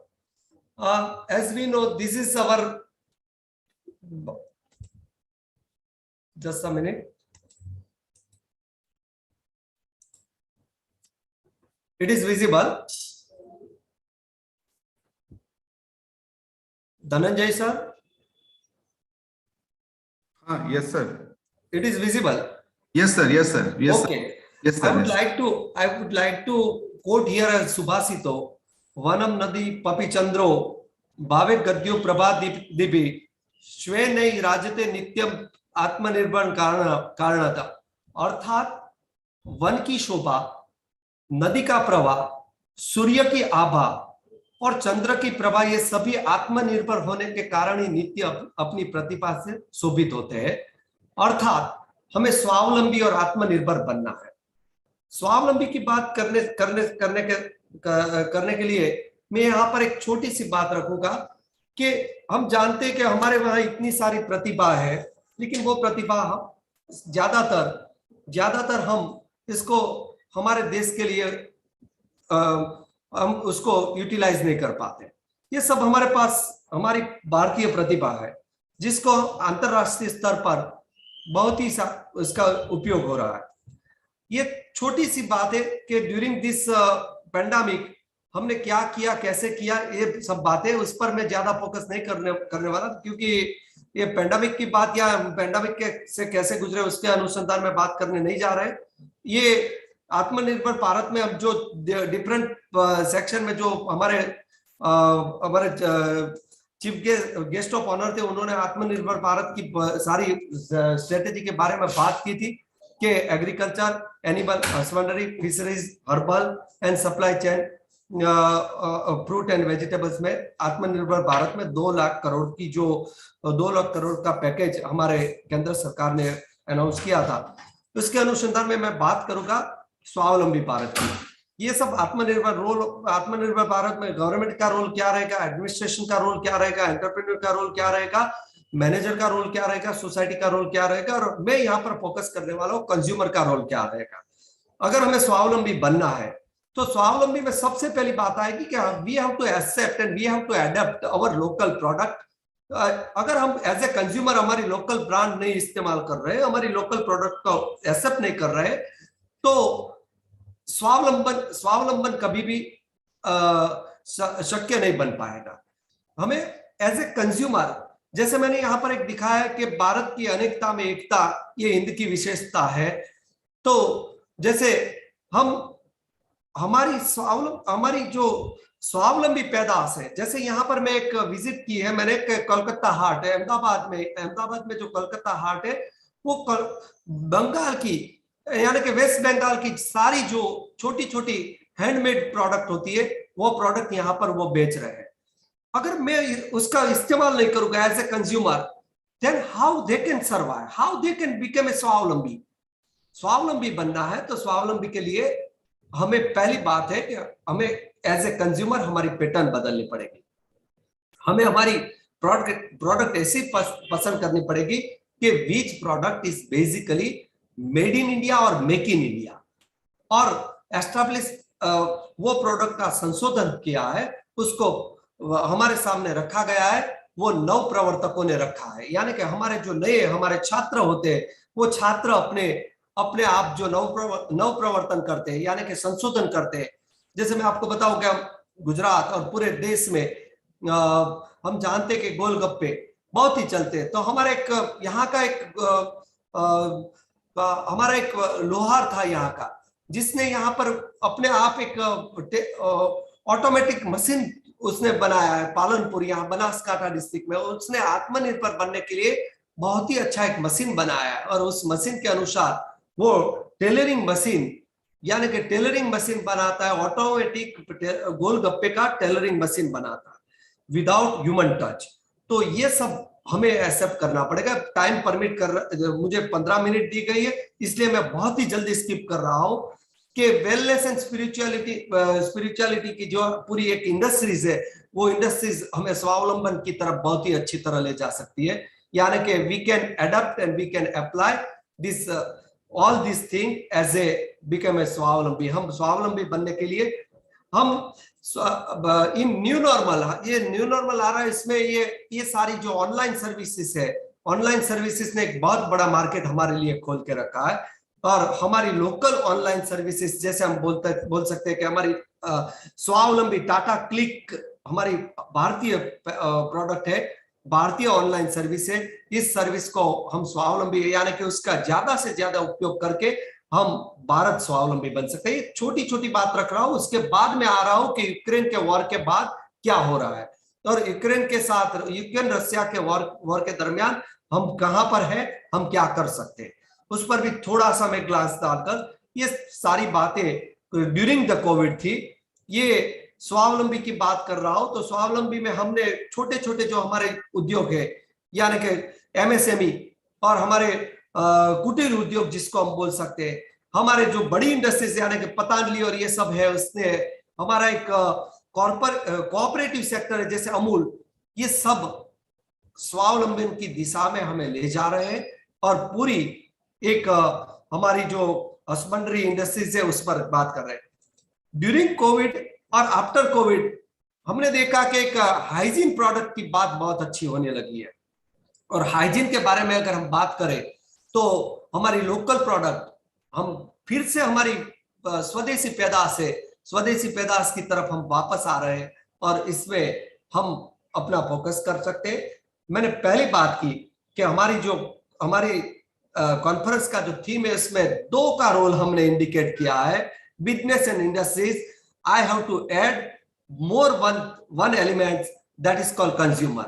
ये consumer, new normal में consumer का role बदलेगा तब भी बिजनेस और इंडस्ट्रीज का रोल बदल सकता है। Without the change of mindset of consumer, the industries and business can not do, industries and business cannot perform well. So basically my suggestion is to we have to change. हमें अपना जो as a consumer अपना role बदलना पड़ेगा। हम अगर अपना role बदल पाएंगे तो ही ये आत्मनिर्भर भारत का जो हमारा कंसेप्ट है वो बदल पाएगा। सबसे बड़ी बात यह है कि हमें अपने बच्चों को, हमारे वर्गखंड में हमारे छात्रों को इस दिशा में सोचने के लिए हमें प्रेरित करना पड़ेगा कि आप जॉब सीकर नहीं, जॉब गिवर बनिए। आप छोटे अपने एंटरप्राइज शुरू कीजिए और उसके अनुसंधान में आप अपनी फाइल लेकर, अपना क्वालिफिकेशन की फाइल लेकर, डिग्री लेकर कहीं पर जॉब के लिए लाइन में मत खड़े रहिए। आप अन्य को एम्प्लॉयबिलिटी प्रोवाइड कीजिए, यानी कि जॉब प्रोवाइडर बनिए। तो इसके लिए हमें अपने छात्रों को मोटिवेट करना पड़ेगा। जैसे मैं आपको बताऊं कि मेरे एक छात्र ने यहाँ पर अहमदाबाद में हर मंदिर से और हर दरगाह से, हर जगह से जो फूल और चद्दर जितनी भी थी वो नदी में बहाई जाती थी, उससे नदी का पोल्यूशन होता था। इसने हर जगह पे, यानी कि जहां पर ऐसे पिलग्रिमेज सेंटर होते हैं या जैसे जहां पर ऐसे धार्मिक संस्थाएं होती है, उसके बाद उसने बड़े बड़े कलश बनाकर रखे और उस कलश में सारे फ्लावर्स और सारे जो चद्दर होती है वो उसमें डाली जाती थी। उस पर उसने उसको ड्राई करके उस पर प्रोसेस किया और उसमें से इंसेस स्टिक बनाकर, प्योर इंसेस स्टिक, क्योंकि मैंने जो मंदिर में जो हार चढ़ाया है, मैंने गार्लैंड मंदिर में चढ़ाया है, वो गार्लैंड फिर किसी के पैरों में आता है तो मेरी धार्मिक भावना होती है वो हर्ट होती है। उसकी जगह ये मैंने जो फूल चढ़ाए मेरे आराध्य को, यानी कि मैं जिस धर्म में मानता हूँ उस धर्म में मैंने फ्लावर चढ़ाया, उस फ्लावर में से प्रोसेस करके उसमें से इंसेंस स्टिक बनती है, यानी कि धूपसली बनती है। और वो धूपसली मेरे घर में, किसी मंदिर में, किसी देवल में या किसी मस्जिद में या कहीं पर भी वो धूपसली से अगर खुशबू फैलती है तो उससे मेरी धार्मिक भावना बहुत ही अच्छी तरह होती है। तो एक बच्चे ने ऐसे बनाकर ये प्योर इंसेंस स्टिक यानी कि धूपसली की बात उसने की है। हम अपने बच्चों को ऐसे ऐसे छोटे छोटे इनपुट्स दे सकते हैं कि यू कैन डू एवरीथिंग। तुझमें जो ये सामर्थ्य है कि तू लोगों को ये न्यू नॉर्मल में हमें कैसे हमारी सोसाइटी को बनाना है। सोसाइटी में 3 चीज आ सकती है कि जैसे बिजनेस, इंडस्ट्रीज एंड कंज्यूमर। तो तीनों को हमें कैसे क्लब करना है, ये हमारे एज ए टीचर हमारा रोल रहता है। हमारा रोल हमारे छात्रों को इस दिशा में प्रेरित करना है कि new normal is a big opportunity for us. जैसे मैं बताता हूं कि ये यूक्रेन रशिया का वॉर चल रहा है, तो रशिया से काफी जो हथियार पूरे विश्व में सप्लाई होते थे, वो हथियार सप्लाई चेन थी, वो रुक जाएगी। अभी तक रुकी नहीं है, लेकिन कुछ समय में वो रुक जाएगी। तो हमने भारत में हमारे आत्मनिर्भर जो वेपन इंडस्ट्रीज में हमने हमारी आत्मनिर्भरता के बारे में हमारी गवर्नमेंट ने, हमारा रक्षा मंत्रालय ने सोचा, आज से 2 साल 3 साल पहले सोचा था। तो वो हमारे लिए आशीर्वाद रूप हो सकती है, ब्लेसिंग्स हो सकते हैं। इसी तरह हम अपने काफी क्षेत्र में हम अपने छात्र को छोटे छोटे क्षेत्रों में अपने छात्रों को प्रेरित करके न्यू नॉर्मल में कैसे हम बिजनेस एंटरप्रेन्योर बन सकते हैं, इस दिशा में हमें प्रेरित करना पड़ेगा। और ये दायित्व हम सब शिक्षा संस्थानों का रहेगा और शिक्षा संस्थानों को हमारे छात्रों को एक ड्रीम देना पड़ेगा, एक स्वप्न देना पड़ेगा कि you can do on this, you can, तू ये दिशा में काम कर सकता है। और उसको सारे जो गवर्नमेंट सेक्टर होते हैं, यानी कि जो लोन प्रोवाइड करने के लिए जो MSME सेक्टर में जहां पर होता है, वहां पर हमें उनको हमारे महाविद्यालयों में, हमारे विश्वविद्यालयों में आमंत्रित करके उनके साथ एक बहुत बड़ा एक रेपो क्रिएट करना पड़ेगा। तभी न्यू नॉर्मल में भारत आत्मनिर्भर बन पाएगा या तो स्वावलंबी बन पाएगा। और इसी माध्यम से हम अगर अपने देश को विश्व गुरु बनाना चाहते हैं तो इस दिशा में हम बना सकते हैं। तो मैंने यहाँ पर एक कोट रखा है, चलती गिरे कामम युगांत पवना हता कुच्छेनपि न चलन्ते धीराणाम निश्चलम मना। अर्थात जो निश्चल मन के मनुष्य होते उसको कोई भी तूफान उसको हिला नहीं सकता। जैसे निश्चल अड़ग जो पर्वत होते, मेरू होते, उसको कोई भी तूफान या कोई भी बात उसको विचलित नहीं कर सकती। उसी तरह अविचल मन के, निश्चल मन के मनुष्य को कोई भी डगा नहीं सकता। तो हमें हमारे छात्रों को न्यू नॉर्मल में क्या करना है, इस दिशा में हमें एक स्वप्न प्रदान करना पड़ेगा। तो मुझे यहाँ पर मेरे विचार को रखने के, यानी कि स्वावलंबी भारत के विचार को रखने के लिए यहाँ पर जो मुझे आमंत्रित किया गया, इसके अनुसंधान में मैं पूरी आयोजक टीम का भूरी धन्यवाद करता हूँ। जयतु संस्कृतम, जयतु भारतम। दवे सर, धन्यवाद, आपने इतना टाइम निकाला और बहुत बढ़िया आपने बात कही स्वावलंबी के लिए। धन्यवाद sir.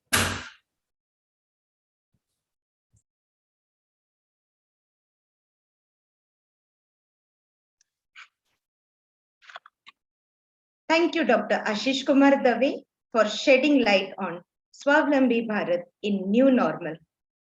Hello, everyone. Myself, Remya George. Taking the conference ahead, I welcome our next keynote speaker, Gargi Kale Deshprabhu. Presently, she is associated with Thermo Fisher Scientific, where she is responsible to drive strategic compensation and benefits initiatives for India, Australia, and New Zealand markets.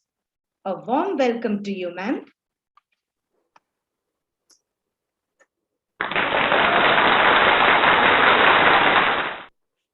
Thank you so much. Just checking, am I audible? Yes, ma'am, you're audible. Yeah, wonderful. Ramya, ma'am, you can I continue. further introduce her to you.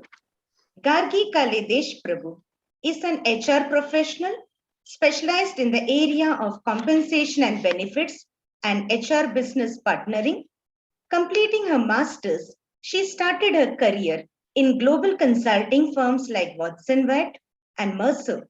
Before moving into India, lead roles at Danone, Johnson & Johnson, and Bharti AXA Insurance.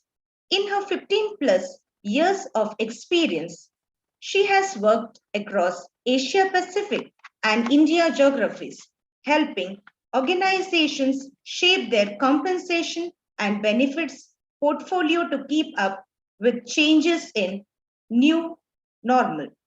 She is a recipient of multiple corporate awards for her excellent performance and contribution in the field of HR. I once again welcome you, ma'am, and request you to proceed ahead.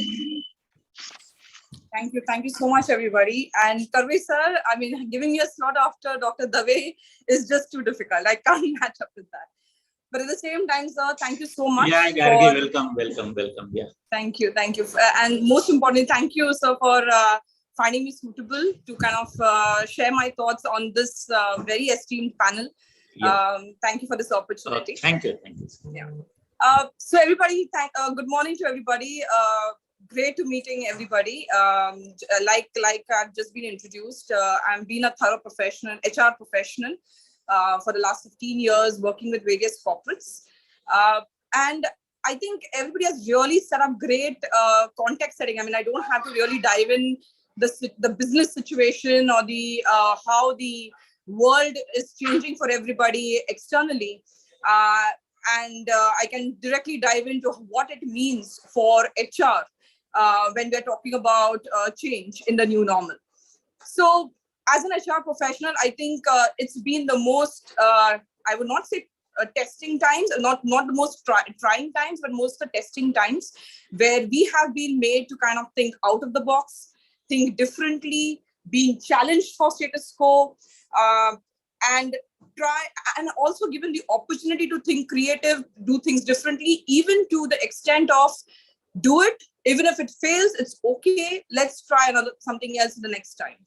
So I think it's been a great opportunity for us in the HR space to kind of test our hypothesis, do the experiment a lot, work tirelessly and partner with business leaders and business professionals.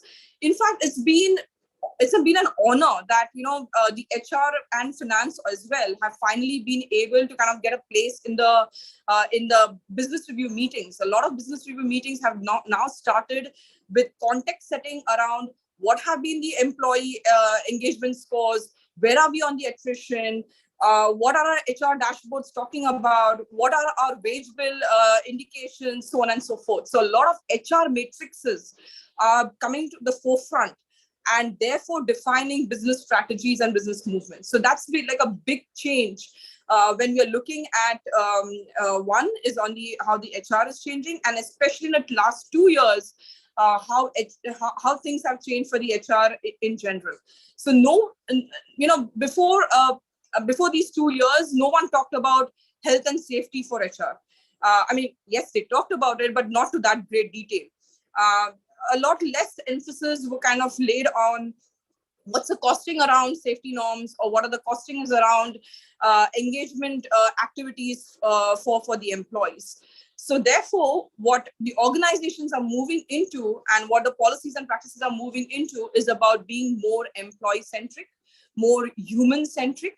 And here, we're just not talking about the entire 5,000 odd employee population, but we're now kind of breaking down those employees by, say, locations, by demographics, by gender categorization, by age, and then kind of co-creating or kind of redesigning policies around that.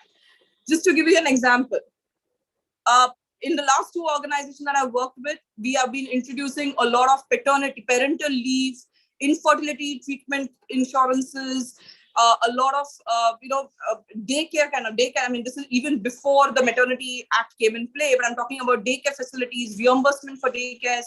That has really changed quite a bit. In the last 2 years, of course, daycare has been kind of on the put situation, but never before did we actually talk about 2 months of paternity leave. I mean, in Johnson & Johnson, we actually introduced a global policy announcing 2 months of paternity leave for all male employees. So that's like a game changer. It's been a game changer.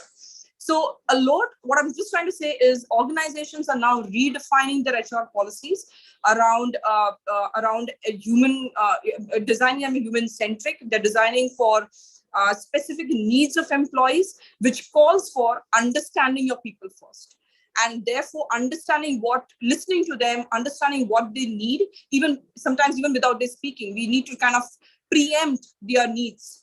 That kind of drives the retention, that kind of drives the loyalties towards the organization, because you're aware about how attrition numbers are on the forefront. I mean, most of the organizations have double-digit attrition rates in India. It's very, very difficult for organization to keep it on single-digit scores. So controlling attrition, driving the retention strategies has become a very important one. In the new normal again, and that continues to be. I mean, even if you're looking at even if you're looking at driving the performance of the employees, you can imagine how difficult it would be to drive performance of employees who are remotely placed. It's difficult to monitor them. It's difficult to kind of keep them engaged. It's difficult to even kind of motivate them sometimes, or kind of guide them and coach them. But it is the duty. It is something that the managers have to do. There could be different policies or different frameworks or approaches that may be required to be implemented in order to kind of drive that transformation.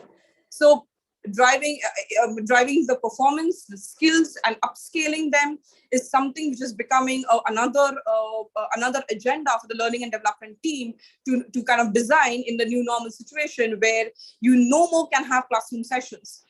Just this very session is exactly a live example. I mean, in a normal world, 2 years back, I would be standing on a stage with everybody, meeting with you, everybody. But now, no more this is the case. I mean, it's very, very normal. When Sir called me, it was a given, one of the first questions, is it a virtual session or is it a face-to-face, right? When was it that we really asked these questions before? Never before. So that's the same language that we're talking in a corporate world as well. Is it a virtual meeting? Is it a face-to-face meeting? Do I need to travel? Do I need to kind of, as an employee, as a manager, do I need to kind of think of where do I keep my child when I'm kind of be in other city for business purposes? So all these things are kind of driving the new, the ways of working, and also driving the engagement of various employees. So it's a tricky situation, no doubt. As HR, it's a very tricky situation. What may work for you may not work for me. What may work for an employee with 2 kids, I mean, the person may actually want a virtual meeting, but another person may actually want a face-to-face meeting because he or she is looking at kind of a larger connect of his people. So it's been a tricky situation, but at the same time, that's becoming a challenge for all the HR professions, and HR alone is not being able to do it. We are more than ever kind of coordinating and connecting with the business leaders to design these policies. I think that's a very, it's been a game changer. It's been a very interesting conversation that we've been having lately with all the business leaders, including the managing directors of the organization, including the finance directors, because sometimes it's even about cost implications. It could also be legal directors, more importantly, because certain changes could actually have legal implications. And therefore, we are more and more engaging with a larger set, with teams beyond HR to kind of design such policies and practices. The country law nuances are a different element that gets added. So when we're talking about something which may kind of work in India, may not really work in Australia, it may not work something in Singapore. So a lot of dynamism, a lot of dynamics, variables have come into play since the last 2 years in the area of total rewards, or we can call it compensation and benefits. When we're talking about designing policies, reviewing policies, it could just be a monetary policy, or it could be non-monetary policy, behavioral policies, and so on and so forth. That is actually enabling the change. So what we can deliver is kind of is going to depend on what is the kind of change that we want to drive. And change here will mean in terms of the culture, the behavior, again, on the retention numbers that we're talking about. So we are talking about taking care of the change, moving along with the change, and also changing as per the requirements would be. There could be some certain technological tools and certain enablers that we will always need to add. And currently in the last 2 years, as we have all seen in each of our areas, technology has been a main driver. So enabling technology, enabling certain policies, remote working, hybrid working, these have become very normal words, normal situations to kind of deal with, and normal asks to the employees. But how do we monitor? How do we ensure that there are no, people, there is no misuse, nor it is not even a derailer. So it becomes very critical to define these policies and define such policies very greatly and very fairly. It's becoming a very important aspect of where we call it, where we can say the HR is kind of playing a role. So, and like I said, I mean, it's been an interesting journey. It's always changing. What I did 2 years back, I'm not doing the same thing right now.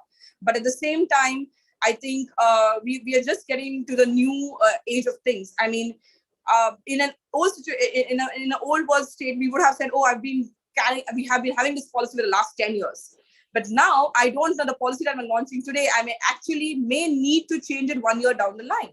That's primarily because it is not making any sense to my employees or the demographics of the people who are 1 year down with me. So that's how constant the change has been in the area of HR, right from career frameworks to L&D programs to partnering situations to engagement policies, the benefits policies, all of it. So change is indeed the constant, and we have been kind of trying to upkeep it by kind of being very close to the market in terms of what other companies are doing, what could work best for us in terms of cost, what could be the most relevant to our employees, listening to our employees, being on the ground with the employees. It's not been usual that I really would kind of interact with the employees by being on site, but now I am required to do that, or rather I do see a benefit in doing that, talking to my employees and understanding and having those kind of one-on-one sessions with them to know what they really want and what will really make sense to them, rather than just putting some policy on a document and publishing it. It's no more something which will be much more appreciative. So with that, I just want to kind of close my my contribution to this session. And thank you again, everybody, for listening. And thank you, sir, again for this opportunity. Yeah, Gargi, thank you. Thank you very much. Thank you, Ms. Your thoughts on human resource development in new normal world. Hi, everyone. Myself, Sachin Jadhav. Moving ahead, I welcome our next keynote speaker, Professor A. Chandra Mohan, presently working as a professor, HOD of Management and Dean of School of Commerce and Business Management at Central University of Tamil Nadu, Thiruvarur. He has done vigorous research in the area of leadership. A warm welcome to you, sir.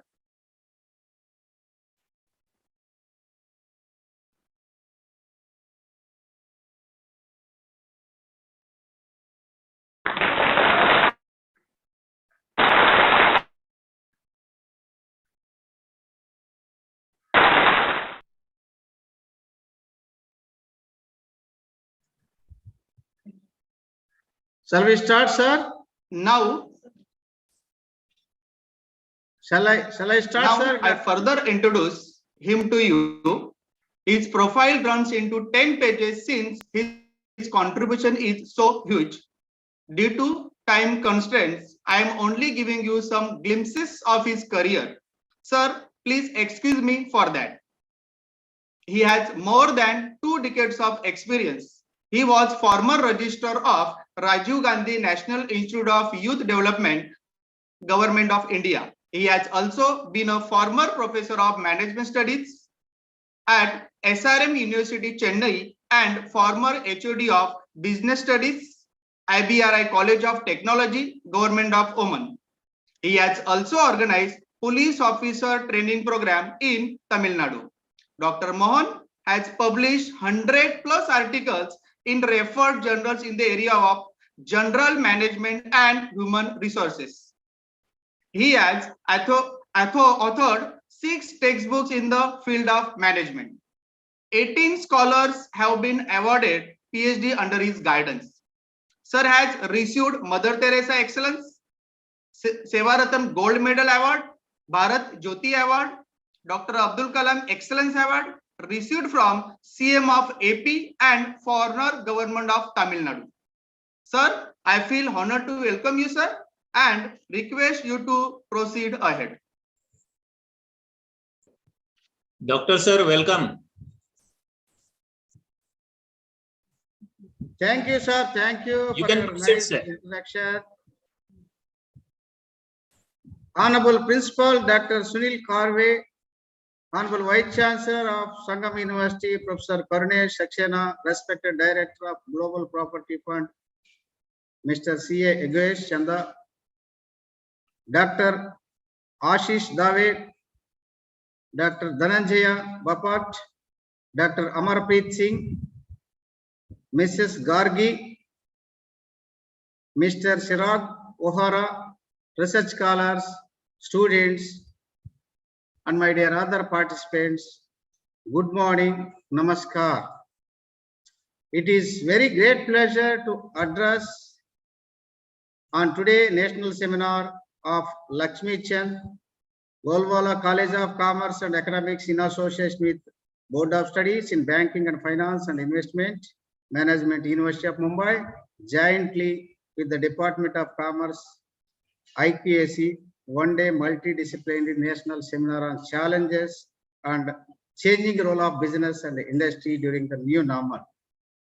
Everybody knows that for the past 2 years, we have been facing so many troubles due to lockdown, due to so many restrictions, COVID restrictions, even colleges and universities and industries, they have been closed down, and partially they are opening, and they are facing so many troubles due to lockdown and COVID restrictions, which we have been facing from time to time. There are so many political factors have been influencing, such as there is a balance between the free market and system control. Political factors affecting business specifically revolve around taxes, impact and exports, tariffs, environment and labor laws, potential subsidies, and stability of given operational reasons. And economic aspects, we can say these some of the factors: exchange rates, gross domestic product, consumer purchasing interest rates and inflation, and number of other factors, economic health and directions. These indicators are critical to management. So when it comes to the social factors, could loosely be defined as a democratic analysis where specific group display preferences that can leverage, that can be threatened given equipment. For example, United States consumers are becoming more health conscious. This trend affords the food industry opportunities to create products that meet the social desire. As a result, candy manufacturers may want to consider diversification. When it comes to the technological factors, plays a large role each year in a business, will continue to do so for research and development in new dimensions and innovative aspects. Technology plays an important role. We have been using the technology to teach, particularly during this COVID. Even after COVID also, post-COVID also, we have to teach by using the blended learning system, which is essential in the universities and colleges and schools also, which is more important. And as per the new education policy, they have been also specifying multidisciplinary skills are important for the students and faculty members. Multidisciplinary courses have been introduced. This seminar clearly says that multidisciplinary seminar, which is organized by the college and in permanent affiliation, which is to the Mumbai University, which is essential. It is the right time to conduct this type of seminar to make use of the technology, both blended learning and as well as virtual learning.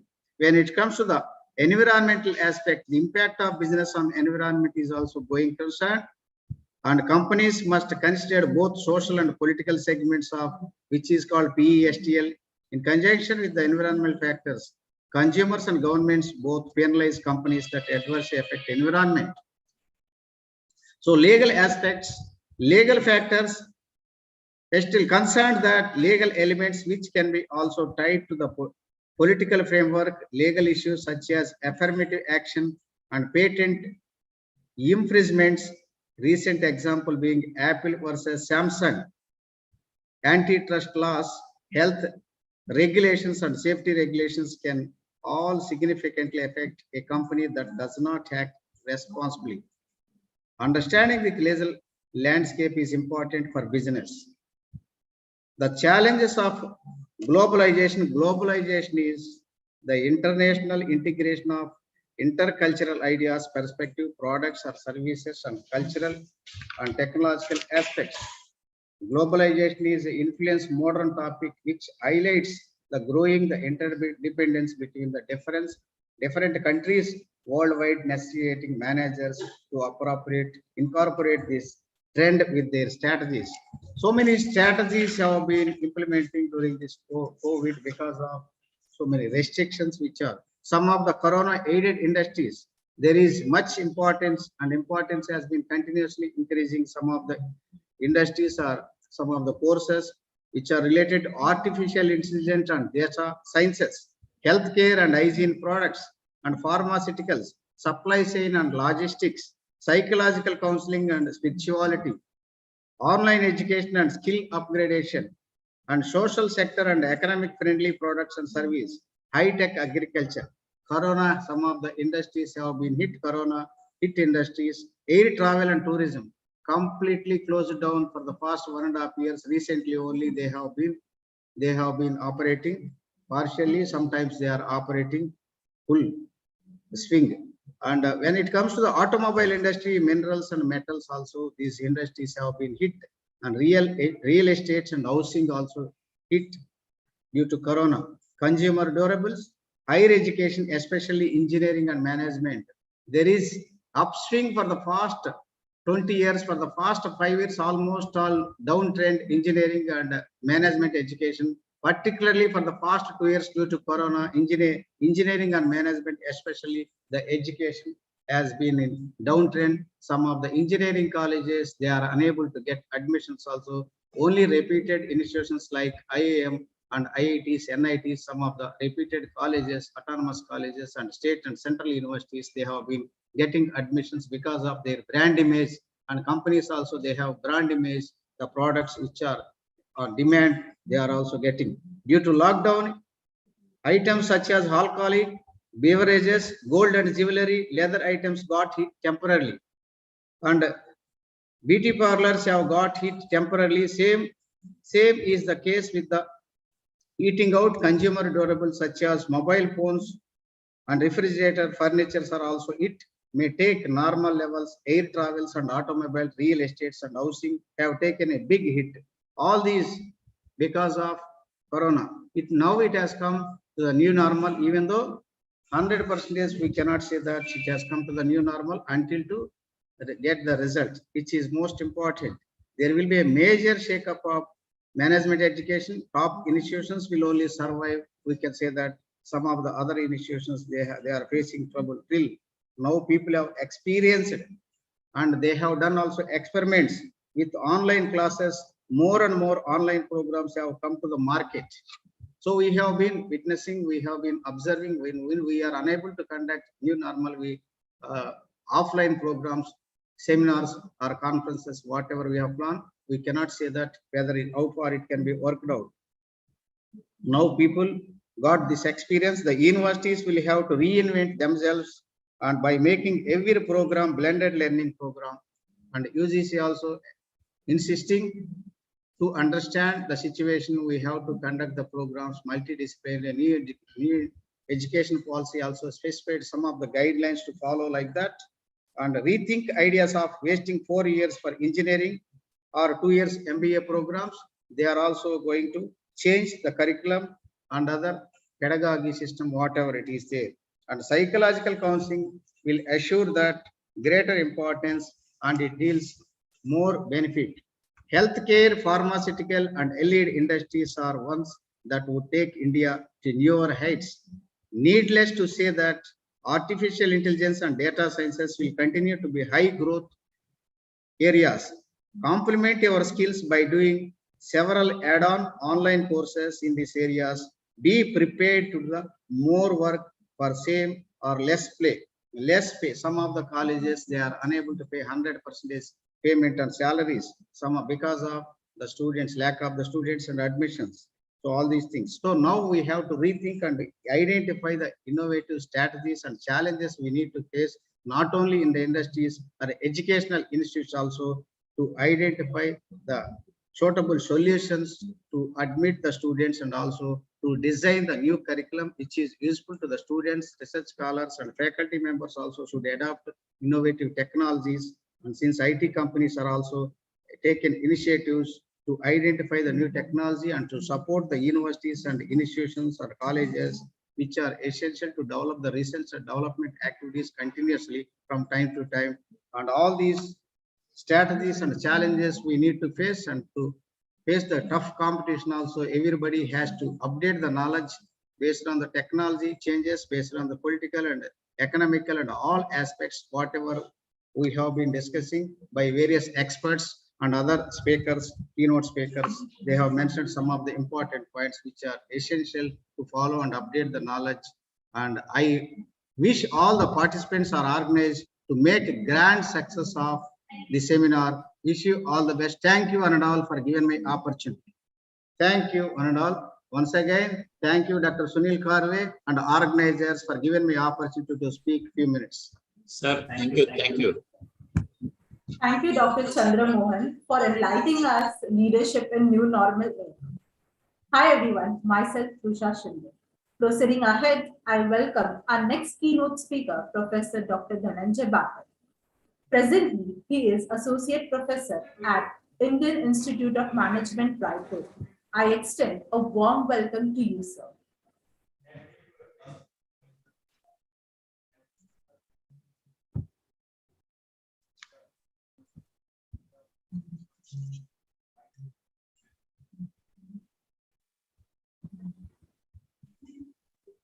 Introducing him further, he holds PhD in marketing. His research areas include services, marketing, digital payments, consumer behavior, branding, and banking. He has previously worked with National Institute of Bank Management, Pune, NIBM, GCMMF Amul, and Crompton Greaves. He has conducted many executive training programs for national as well as international participants in the area of financial services, marketing, retail electronic products, and strategy for financial services. He has published articles in reputed journals and has published book on marketing for financial services. He has presented research papers and attended many conferences in India, Philippines, and USA. So also has contributed a newspaper article in the area of financial services in Financial Express and many more. Dr. Bapat has received various awards and recognitions like Best KZNA and Best Paper Award, etc. So it's an honor for me to welcome you to our conference. Now I request you to proceed ahead. Okay, so thank you very much for giving me an opportunity. It's a conference which is organized by Lakshmi Chand Golwala College of Commerce and Economics. I got a call from Dr. Sunil Karve, very illustrious academician and also in a kind of an administrator. I extend sincere gratitude to him, and I would also like to thank the speakers who had spoken, Dr. Karunesh Saxena, Chartered Accountant Chadha, Dr. Ashish Dave, Chandra Mohan sir, Amarpreet Gargi madam, and Chirag Vora. This conference is a very interesting conference on the theme of new normal. We are already witnessing it. And I'm going to talk about how marketing, is placed in this situation of a new normal. So I will go back, to the very famous statement made by Peter Drucker, and he made a very famous statement that marketing and innovation produce results, and all others are cost. Very powerful statement. Today, if you look into this statement, we find that the role of marketing has underwent a change. Change in terms of whether you would like to consider marketing as a marketing technology roles, handling a kind of having a technical expertise who is also savvy with the technological strategy, but also he is also aligned with the marketing function. He is looking closely into the buying decisions, the manages the technological providers. He serves as a liaison with an IT, to break down the silos. I mean, somebody has talked about silos, and there's a very famous article by Theodore Levitt that which is a very old article, not to have a very narrow view, but to have a very expanded view. So organizations look forward, to break the silos. Why a marketing function can serve as independent, why it cannot work closely with IT department. Today, there has been a call for a marketing department to work closely with the IT department and to look into some of the organizations are doing it. I mean, if I look into some of the organizations in terms of the positions, definitely there are chief marketing officers, but there are some organizations, very few organizations which are highly technological oriented. They do not have the position of chief marketing officer. So does it mean the marketing function is not being performed? So the question here is, if you are appointed as a marketing manager, you will always be asked that what kind of results that you can offer. And if a marketing officer is not able to provide the results, then those positions may not carry the meaning. Today, the marketing officers is also into the very executional roles. And marketing is a department, is a function which is very close to the customers. So as we find that some of the organizations, which are Fortune 500 organizations, have come out with the positions as chief customer officers or chief customer experience officers. And today, in the age where content is playing a very important role, there is also a position created for a chief content officer, because a lot of today, gone are the days, when the content was created maybe once in a month, you release the content on the TV and then you just enjoy your time. Maybe you can play golf, but today that's not the case.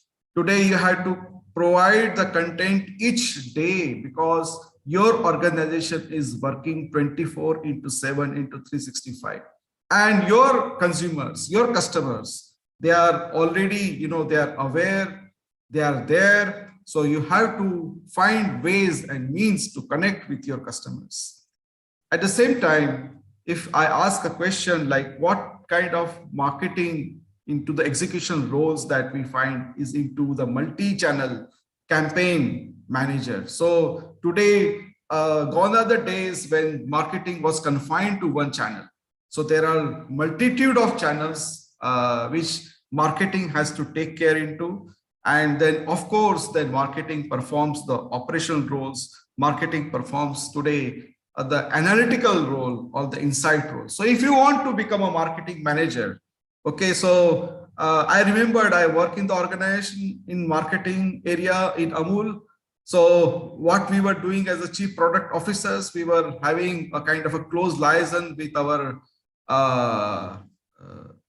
advertising agency. We used to get some feedback from them, some insights from them on which we used to frame our marketing strategy. But today, since organizations like this are available on the digital front, and today if you see the way digital has progressed, it has progressed at unimaginable level. It has progressed at an unprecedented level.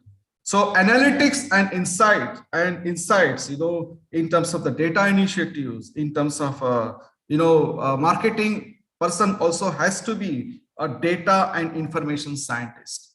So if I look into what kind of the research which was carried out into the marketing area, right? So that has also underwent a change. So earlier the research was more or less confined to the survey kind of a research, but today you can use, there are digital footprints of the customers that can be used, and that is also used, and presently it is a very contemporary way of undertaking the research.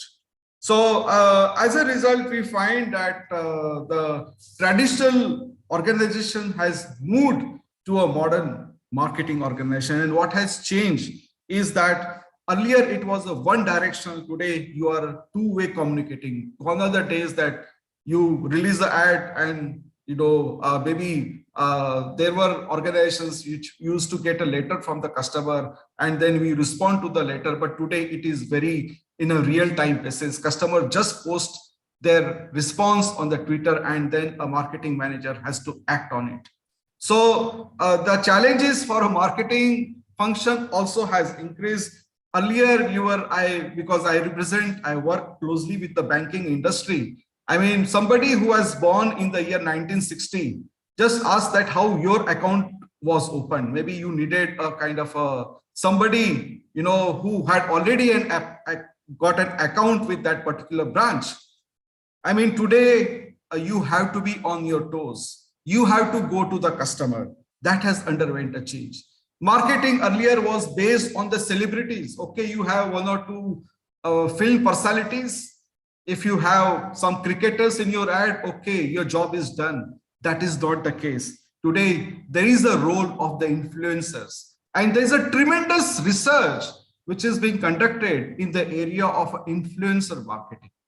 So on the influencer marketing, on evangelists. But then the point here I would like to make here is that there are certain things which have also remained the same. I mean, if you look into the consumer behavior, then it is about the marketing stimuli, it is about other stimuli, right? And then you have to, there is a aspect of a motivation, there is an aspect of a learning, there is an aspect of a learning, of a memory, there is an aspect of a perception, right? And of course, there are consumer characteristics. So those are the fundamentals. What I mean, these fundamentals have not changed, right? So how a consumer respond to a stimuli, always as a marketer, you will be closely looking into those aspects. And as a result, today we find that the digital marketing strategy has played a very important role. Now, I would here like to give an example of Amazon, right? Now, if you attend a strategy class, and we are talking about the new normal, and the strategy professor will say, or marketing strategy professor will say that, okay, if you want to be good into the strategy, then you need to consider the focus. So if your organization is into the automobiles, they have to focus on automobiles. And if you focus on a particular industries, you are going to do well. Or you can differentiate maybe through a quality or through other aspects through branding. Or the third thing is about the cost. But today, if I look into the traditional strategy lanes, that has underwent a change. And how that has underwent a change, I would like to give with an example of Amazon that all of us can easily relate to. Now, Amazon started as a retailer. Okay, and what was the advantage to for the customer to associate with Amazon? Okay, reduce cost because the warehousing was reduced. Increase variety they enhanced to an unprecedented level. They did well on the retail aspect. Amazon started with the book, and then you are also aware that Amazon into the Kindles, but there is a kind of a strategy that Amazon uses is what we can say as a razor and the blade strategy. So for example, Kindle, they may not be making money, but they will be making money on books. So if you are a particular company which into the books, then your competition, your way of competition undergoes a change. Now, Amazon felt that, okay, it is into the retailer, then why not to enter into the marketplace? So why not to connect the sellers and the customers? But then Walmart was also kind of a marketplace, but that was a kind of a marketplace of a physical product nature. But then Amazon, what it did was, it offered a kind of an online marketplace. And online, but it was with a difference. It also brought the sellers on the web front. But that was not the case with the Walmart. Walmart was not bringing the sellers into their stores. So Amazon said, let the sellers should be there. And if sellers are more, customers are also more. And if there are more sellers, there will be a competition among the sellers. So as a result, this has led to Amazon, entering into the web services, into the Kindle, then into the video on demand, into the studio, into the Prime, and then offering a kind of, then you are really wondering from a strategic lens, whether this strategy you have to consider from the point of view of a cost advantage, whether from a point of a differentiation. So today, if you consider the strategy, you have to see the strategy from the angle of a speed, from the angle of a scale. Now, I would, considering the limitation of the time, I would just like to highlight some of the trending topics in the new normal. Just 1 minute, I'm going to take with your kind permission. So that is the new areas which are emerging are like the rise of new technologies, AI, artificial intelligence, virtual reality, augmented reality on marketing. Impact of privacy on marketing. Privacy has become a very important factor. Augmented marketing or avatar marketing. Complaints and how you are going to resolve complaints on social media, not in a traditional way. And we have also kind of a better marketing for a better world. People are looking for a greener areas. And I know that there are in the audience, there are faculty members from this college. Maybe they may find or they may pick up some of the areas which they find as an emerging area. And if you publish in these areas, you are definitely likely to make an impact, not only for yourself, but also for your institute. So these trending topics, just I would like thought of highlighting so that you can take some of these areas and can the way marketing and technology has now come very closer. So as a result, marketing education also has to find these trending areas.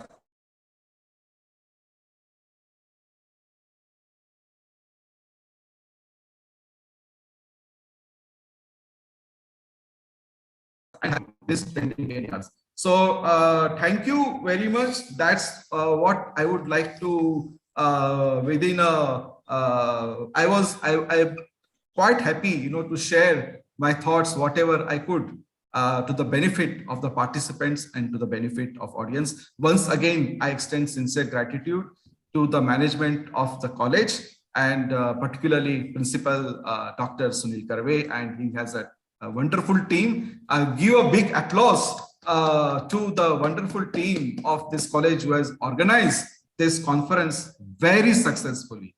Thank you very much. Bapat sir, thank you. And thank you for such a wonderful presentation you have given. And currently more than 400 participants, they are either on the Zoom and on the YouTube. So they have all enjoyed your wonderful presentation on marketing and new normal, sir.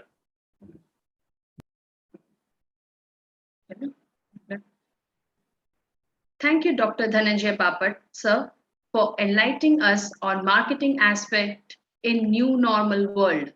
Moving ahead, now I request Professor Dr. Vijay Mahida, sir, to release the abstract.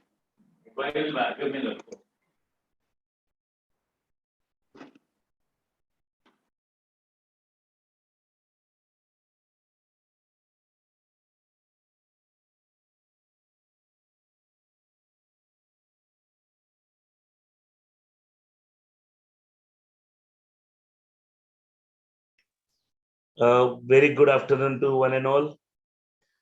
I, Dr. Vijay Mahida. Today, all the keynote speaker, chief guest, and guest of honor really added a lot in our stock of knowledge. I would like to thank them all for being present and sharing their expertise. I'm very proud to say that we have received 128 research papers. Now we are releasing the abstract book, please. Thank you. Thank you, sir.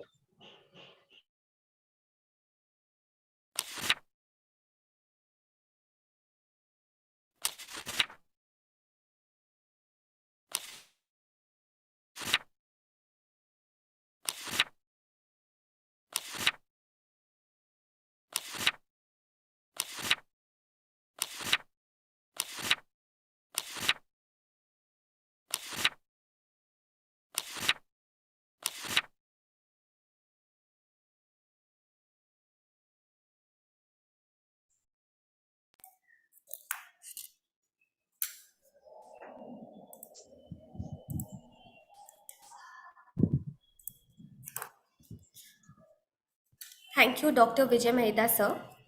As we move forward, respected dignitaries and all my dear participants, I take this moment on behalf of Lakshmi Chand Golwala College to thank you all for such a positive response that we are receiving for the conference. I would gladly announce, and it has been previously also announced by our principal sir, that we are currently running with 400 plus viewers. With this, dear participants, the feedback form link will be circulated in the chat box. Please take a moment and fill in the same. I would now request our principal sir, Dr. Sunil Karve, to announce the Best Research Award. Thank you, Vani madam. Now we are coming to the end of the conference with a very interesting announcement, because the writing of a research paper, I know it's a very difficult task. It requires a lot of energy, concentration, and so on. And just now we came to know that more than 128 research papers received during the span of 1 month almost. And I really congratulate those all authors of the research papers, co-authors of the research papers. And now it's a time to declare the prizes for the Best Research Paper Award. But it doesn't mean that the other research papers are not good. Ultimately, when we put into the scale, naturally it has to start from 1, 2, 3, 4, and it has to end up to 10, for example. So take it in that sense that all the research paper are the quality research paper. All the research paper we found they are absolutely up to the mark. And it was a very tough challenge for the editing team. And also we have appointed the jury of 4 panels of the expert consisting of the industry and also from the academic. And then they have suggested these 4 names to us. Now they have suggested first best paper, the second best paper, and the third best paper. They have also suggested, recommended 1 more prize for the best presentation. So total, I would like to declare 4 prizes. The first prize consisting of cash prize of 3,000 rupees and then the appreciation certificate. Second prize is 2,000 rupees cash prize and then the appreciation certificate. Third is cash prize of 1,000 and appreciation certificate. And the presentation, best presentation consisting of again 1,000 rupees cash prize and then the appreciation certificate. So without taking a lot of time and creating a suspense, let me directly jump to the prizes who has got it. But since we have appointed the panel of the jury, let me also be very transparent with you in sharing what criteria they have applied to select best among us the best, I can say. The criteria number 1, they said that it is fitting into guidelines given by us, that is the college, in our conference brochure. The second criteria was selection of topic and forming of research problem. The third criteria was meeting all research norms like objectives, hypothesis, etc.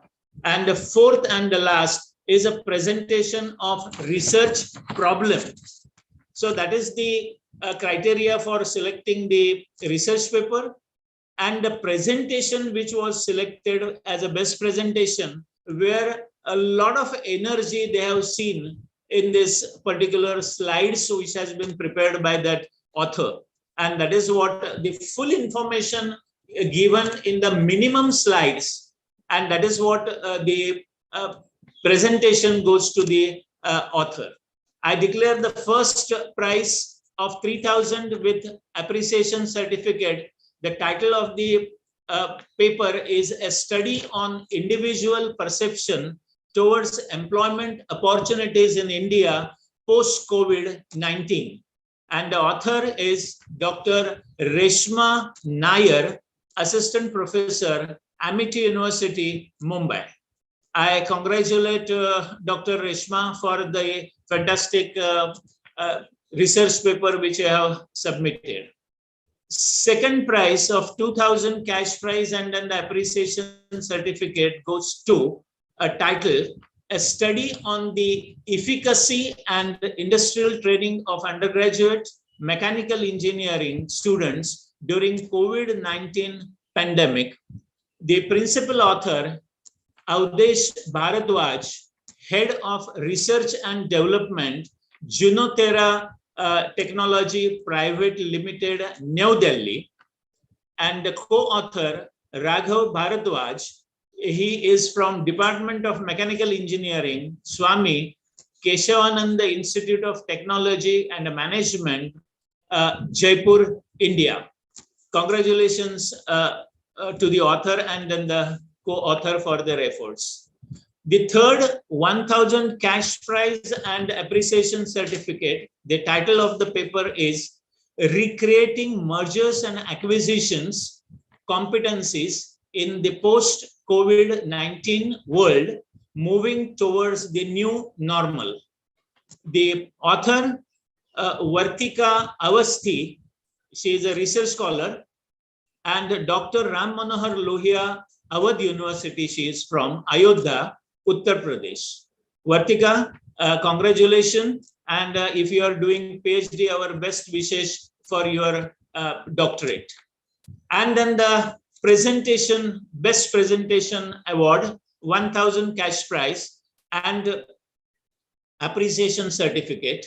The title is A Study on Changing the Role of E-Commerce During COVID Pandemic.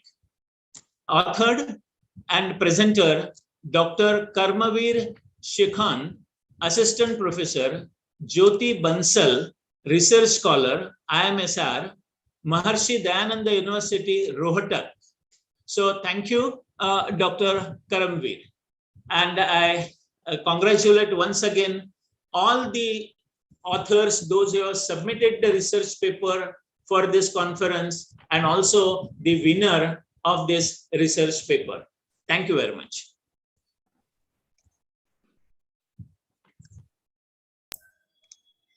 Thank you so much, sir. And congratulations to all the winners.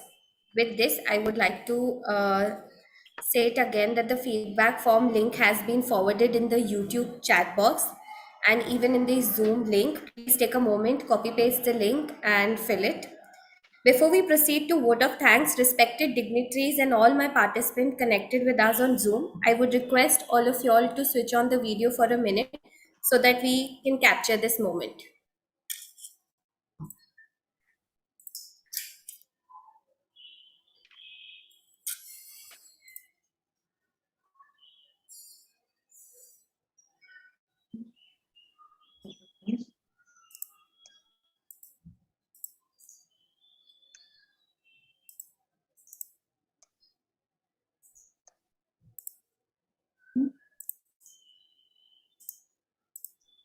Thank you very much.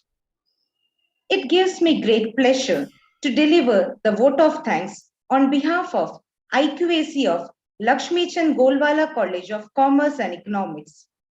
First and foremost, I would like to thank Honorable Vice Chancellor of University of Mumbai, His Excellency Dr. Suhas Pendekar sir, Honorable Pro Vice Chancellor Professor Ravindra Kulkarni sir, Registrar Shri Sudhir Puranik sir, Dean, Faculty of Commerce and Management, Dr. Ajay Bamre sir, for your full support in today's conference.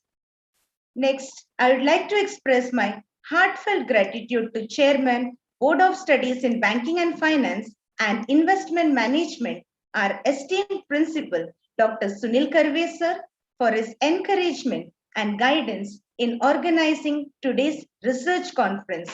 The grand success of today's conference was due to Karve sir's vision and full support. Thank you very much, sir.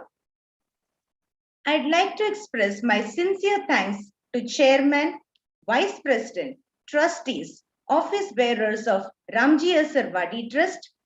I'd like to express my gratitude to Chief Guest Professor Karunesh Saxena, President and Vice Chancellor, Sangam University, Rajasthan. My sincere thanks to Guest of Honor, Shri Yogesh Chadda, Director, Global Partners Property Funds. I'm very grateful to all our keynote speakers, Mr. Chirag Vora, Dr. Amarpreet Singh Gora, Principal Dr. Ashish Dave, Ms. Gargi Kale Deshprabhu, Professor A. Chandramohan, Dr. Dhananjay Bapat. We are also thankful to Shri Rajesh Matre sir. We are very much grateful to everyone for sparing your valuable time from your busy schedule and joining us in today's national conference. I'd like to express my heartfelt gratitude to our conference secretaries, Ms. Asha Verma, Ms. Trusha Shinde, for their invaluable contributions and dedication in making today's program a grand success. My sincere thanks to conference convener, Dr. Vijay Mahida. I'd like to express my gratitude to various committees who played a very important role in making today's conference successful. I'd like to thank our teaching and non-teaching colleagues for your unwavering support in organizing a successful conference. I'd like to express a deep sense of gratitude to all participants. We had an overwhelming response across the country for our research conference. Participants, please note, you will be receiving your certificates within 15 days after the conference, and publication details will be communicated to you within a week. We are thankful to each one of you who have contributed directly and indirectly for the grand success of National Conference. Thank you, everyone. Thanks a lot. Kindly note the feedback link will be open for 10 minutes. So a kind request to all the participants to please fill the feedback form. We call off today's conference. Thank you.